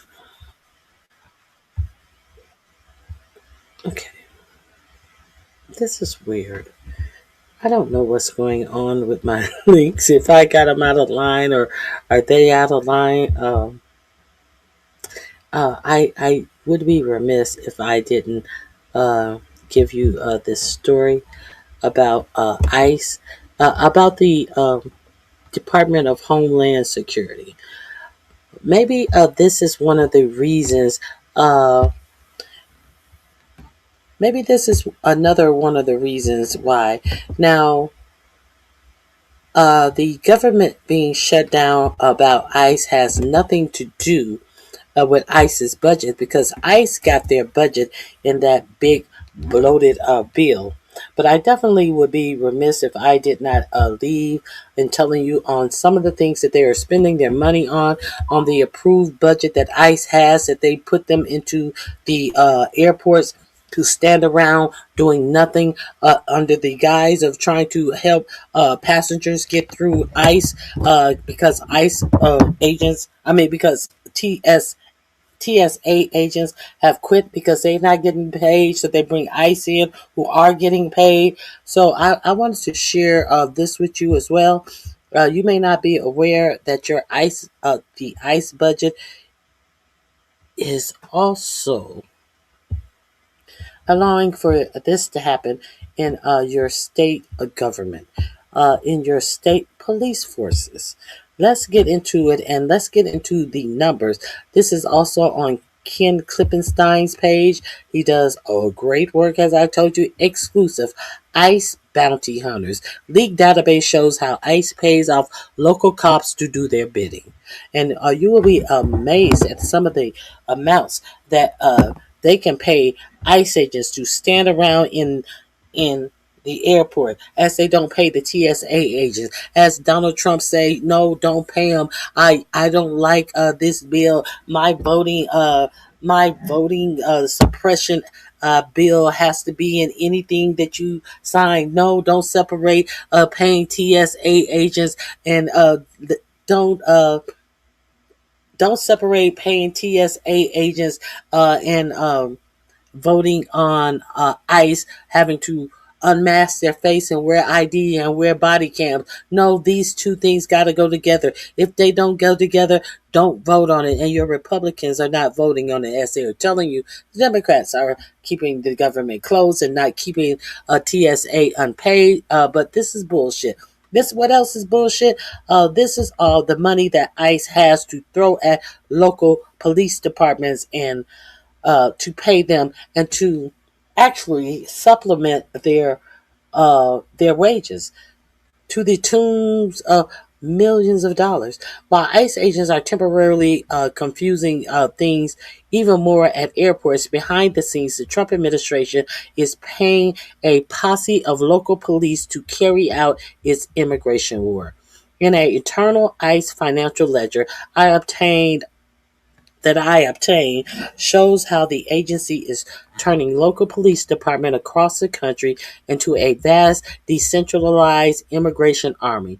This includes payments if cops signs up to be deputized, reimbursement for transportation, salary supplements for cops who process migrant children, and per arrest style incentives payments. All of this is taking place under an ICE program called 287G, part of the 1996 law that guaranteed the Attorney General and later Secretary of Homeland Security the authority to enter into written agreements with state and local governments on immigration. The first agreement under the law was signed by Florida Department of Law Enforcement, FDLE, after 9/11. As of last year, the number of agreements has swelled past 1,000 as in 1,000 agreement with 1,000 different law enforcement operations. Today, the program employs a task force model, which under local police are deputized as ICE agents with the authority to carry out federal immigration law. So despite the broad public backlash against ICE, the agency has a way to carry out its mission without drawing attention to itself. Now let that sink in. Without ICE, there is the agency of the Department of Homeland Security has a way to carry out its mission without drawing attention to itself. So, if they have the ability to not call the attention to themselves, why are they doing it? Why would they be calling the type of negative attention to themselves and doing the brutality and the illegal things that they are doing in our streets? Because they're trying to disenfranchise you from voting. Because every time something happened in any state, what does President Trump say? Oh, well, I'm going to send ICE out there. ICE would do something like they've never seen before. Do you think that ICE is not the threat that they are going to put on you in the midterm election? Okay, if you don't think so, I'm just telling you they are. ICE will be the threat for the midterm election, and they don't even have to show any of this if it's regarding deporting people. But no, they're showing it to you to put fear into you. Okay. For yourselves, for your elections, for yourself, because they know many Americans don't give a fuck about what happened to other people. They only give a fuck when it happens to them personally. So they know many of you think that things are not your fight. This isn't my fight. As you ignore what's going on to others and then act shocked that it's happening to you. Okay. That's why I cover all bases of the changes in rules and changes in executive orders that have been put forth, like the NSPM 7 that no one talks about, that everyone has ignored, that can have some vast ramifications on you and how you live your life. These things that are important for us to know. An internal ICE diagram I obtained showed that local officers only become eligible for stipends and salary reimbursement after making their first arrest. The document labels the first arrest as the moment a participant pops his cherry. Oh no, becomes operational. Okay. The ledger lists over 400 police departments where ICE enforcement and removal operation is currently negotiating new expanded cooperation agreements with local police department, including the amounts of money currently allocated to buy their cooperation. The largest payouts are to Florida law enforcement.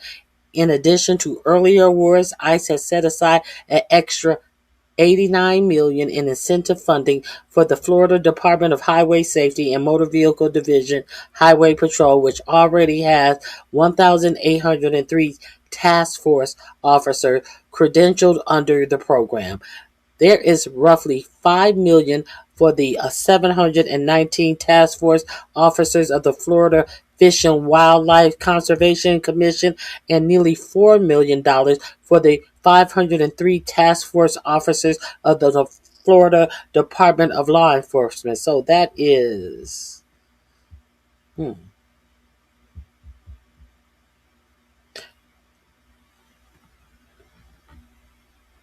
$97 million for Florida alone in the private officer commission for private officers in Florida alone. In addition to Florida, other red states, and they are mostly red states, not entirely, they are mostly red states, are taking ICE money to become bounty hunters to arrest supposed immigration law violators.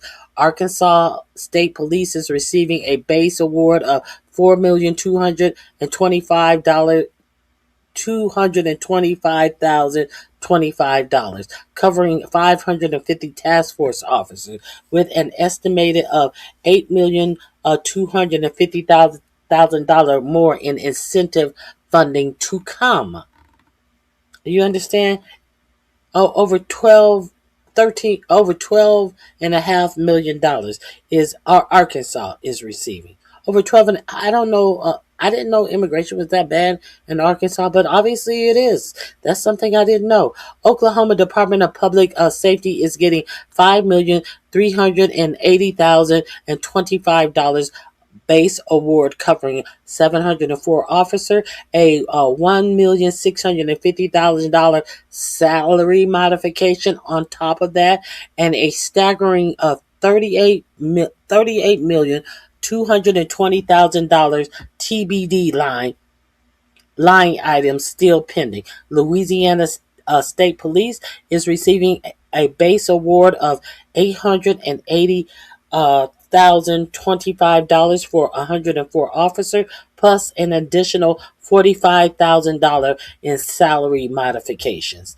The money flows well beyond large state agencies to small and obscure agencies most people, including myself, have never heard of. The Point Comfort Police Department in Texas, a town of fewer than 700 people, has a base agreement of $167,525 to supply 9 task force officers, plus an additional $5,000 salary modification. The Key Connolly Beach Police Department in Florida is getting $119,000 for a single officer.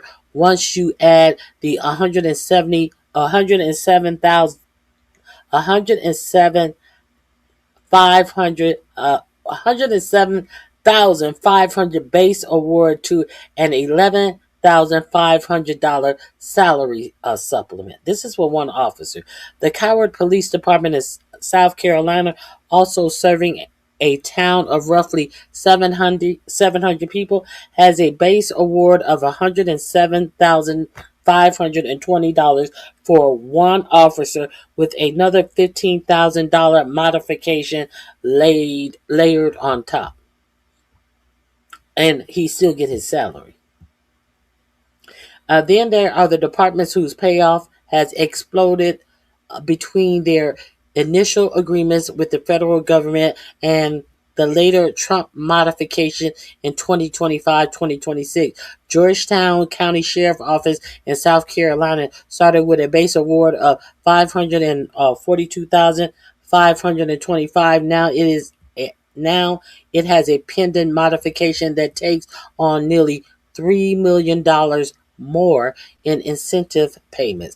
Lee County Sheriff Office in Florida received $385,015 up front and is now slated to receive an additional $2,835,000 in a later modification. Most jarring is Bradley's County Constable, District 7, Tennessee. A single officer received a base award of $107,525, followed by an $11,500 salary bump. And now further modification appears to add $1,820,550 in funding for that one cop. So I just wanted you to know, while people who are actually doing work, this is what the ICE budget is doing for cops. And I never heard this reported anywhere else but in Trusted Ken Klippenstein reports. Now, let me see what more is there. Is there any more on this? Oh, yes. There are receipts. CLN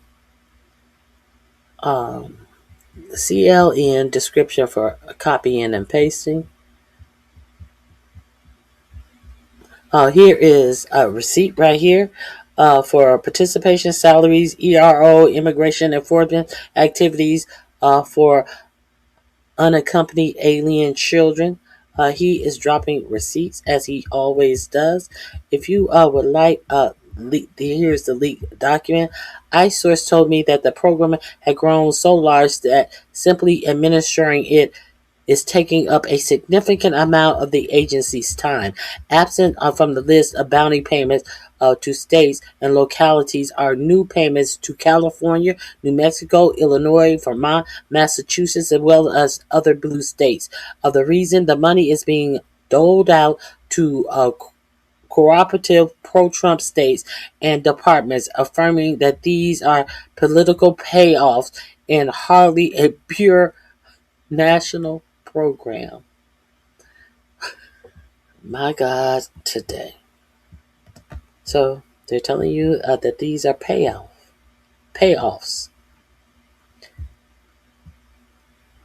The money is being doled out to cooperative pro-Trump states and departments, affirming that these are political payoffs and hardly a pure national program. There you go. If you were unaware of that, if you didn't know, now you know. So let me end with this.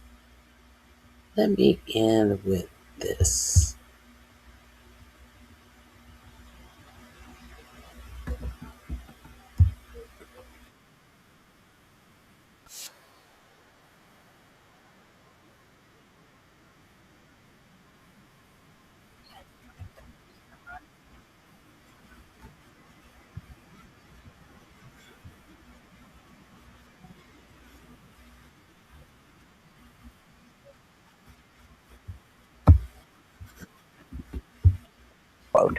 The threat came as Iran's foreign minister, Abbas Araghchi, once again denied President Trump, said, unless Iran agrees to surrender, they will be, quote, hit harder than they have ever been hit before, unquote.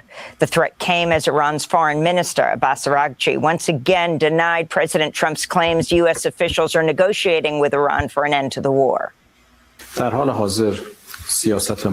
For now, our policy is to continue resisting and to continue defending the country. At present, we have no intention of negotiating and no negotiations have taken place. We want the war to end, but on our terms, in a way that ensures it will not be repeated and that our enemies learn a lesson so that they will not even contemplate attacking Iran again. And secondly, the damage suffered by the people of Iran must be compensated. Iran's other demands include recognition of Iran's sovereignty over the Strait of Hormuz. Earlier today, Israel's defense minister said Israel's killed Alireza Tangsri, commander of the Iranian Revolutionary Guard Navy. He played a key role in Iran's military success in controlling access to the Strait of Hormuz. Meanwhile, Iran's continuing attacks on Israel, U.S. military bases in the nations that host them. Israel's health ministry reports nearly 150 people were injured over the past 24 hours from Iranian missiles and drones, only some of which were successfully shot down by air defenses. Bahrain, Kuwait, and Saudi Arabia reported they intercepted Iranian missiles and drones, while in the United Arab Emirates, authorities said at least 2 people were killed and 3 injured from falling debris. Meanwhile, Iraq's government has accused the Pentagon of bombing a clinic on a military base in Anbar province, killing 7 Iraqi soldiers and injuring 13 others. Iraq's military condemned the strike as a heinous aggression that, quote, undermines the relationship between the peoples of Iraq and the United States, unquote.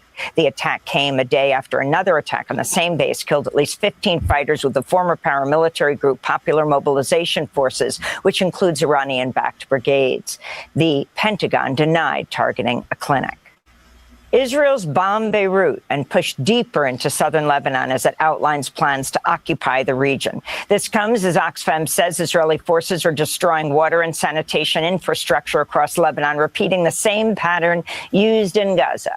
In just 4 days during the first... Repeating what? The same pattern used in Gaza. So when I was talking about this earlier, somebody wrote in the chat, Israel isn't occupying Lebanon. I never said they were occupying Lebanon. What I said is the exact same thing that this reporter said. But it never fails to amuse me how you people come in here talking like I don't know what I'm talking about when you have never heard the news that I am speaking of, because it is never talked about in our news agencies at all. The for-profit news never tell you this, so you want to foo-foo me as if I don't know what I'm talking about.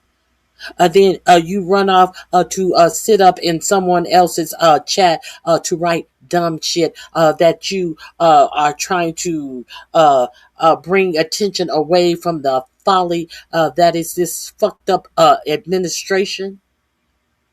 When all of this shit had been ignored when it was going on in Palestine, and I was reporting on it at the time it was going on in Palestine. So do you think I need your approval for me to tell you what I saw that was going on in Palestine and watch went on in Palestine as it was ignored on our news media, what was going on in Palestine? You think I need your fucking approval when I see the same thing that is going on in Libya that went on in Palestine? You think I need your approval for me to tell you that they are doing the same? Israel is doing the same thing to Libya that it did to Palestine, just because you never knew any of the shit was going on.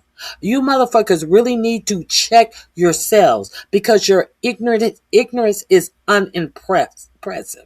Your ignorance is the reason why America is in the situation that we are in now. Because if some of you people weren't so stupid, we would not have this administration in our government robbing America blind.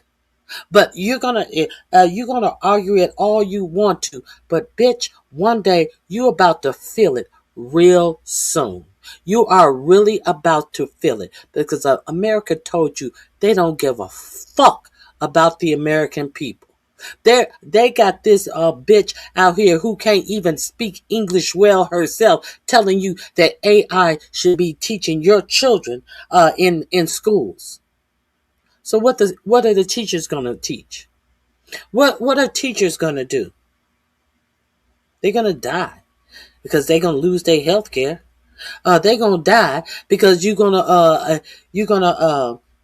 draft them into some of these wars, since you guys have raised the draft age. What is the plan for these people that whom AI is going to take their jobs?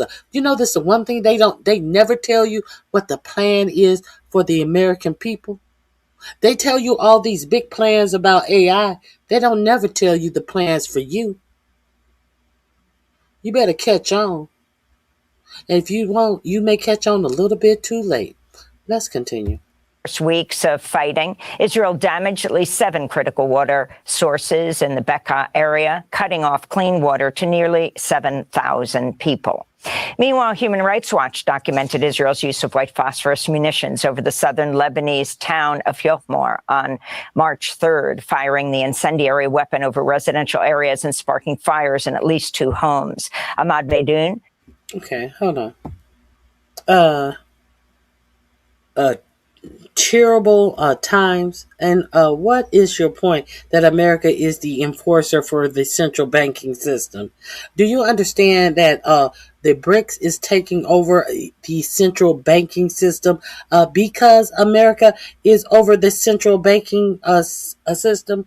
Do you understand that that's why so many people have ditch doing business with the central banking system and are doing business and trade with the BRICS, so they don't have to chance their money being sanctioned on a whim because America has that power to sanction their money on a whim? Are you aware of this?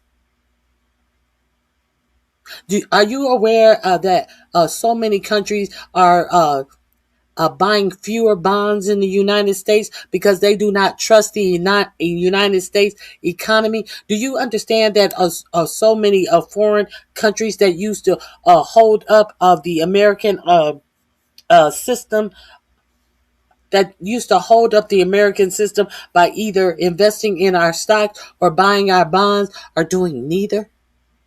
Because they know that our economy is failing. Everybody knows our economy is failing, but the Americans.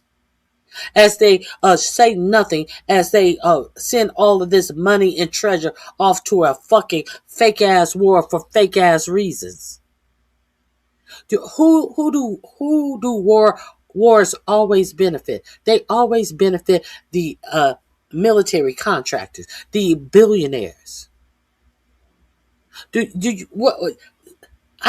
what point are we going to realize that this is a money grab? That's all this is.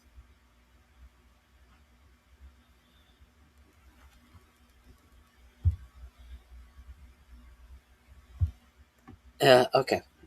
We are in agreement, it appears. Okay. So let's finish this out. People think that this is something other than what it is. You see it in your face, but you don't give a fuck about the carnage of other people because you want to make it seem like you are so superior and there's something so right about you when these oligarchs don't give a fuck about you either. And you're going to learn too late, some of you. An open source intelligence researcher at Delft University of Technology in the Netherlands mapped 248 Israeli white phosphorus strikes across southern Lebanon, finding 39% hit civilian areas. Lebanese authorities say Israeli attacks have killed more than 1,000 people since March 2nd and forced more than 1 million people to flee from their homes. In southern Lebanon, a dozen paramedics gathered Wednesday as they prepared to bury 2 of their colleagues killed in Israeli attacks. This is Mohammed Sleiman, a chief paramedic and father of Jude Sleiman, who was killed in an Israeli strike. These are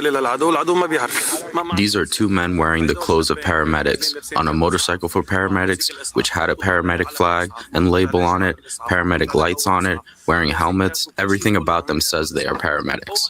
In Gaza, an Israeli strike Wednesday sent a column of smoke and flames over a tent camp housing displaced families in the Deir al-Balah camp.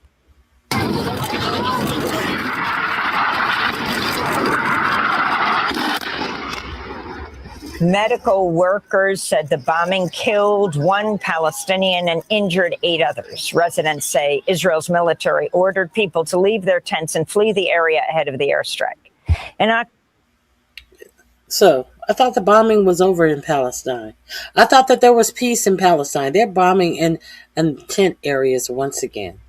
Once again, as nobody noticed, nobody is outraged. No UN official is outraged. There's no call to help these people. There is fake pomp and circumstances that Steve Witkoff and Jared Kushner brokered peace in this region, as everyone ignored the facts. Well, imagine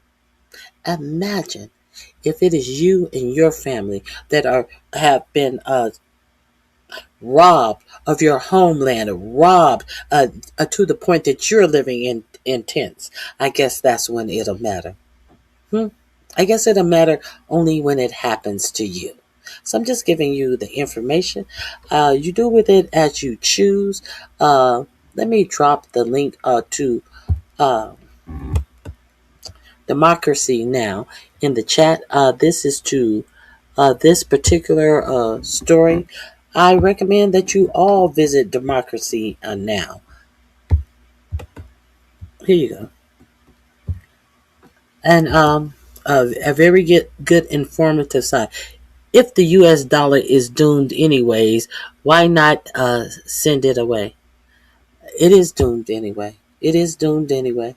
I don't know where you're gonna send it. They are sending it away in their fucking bank accounts. I know that.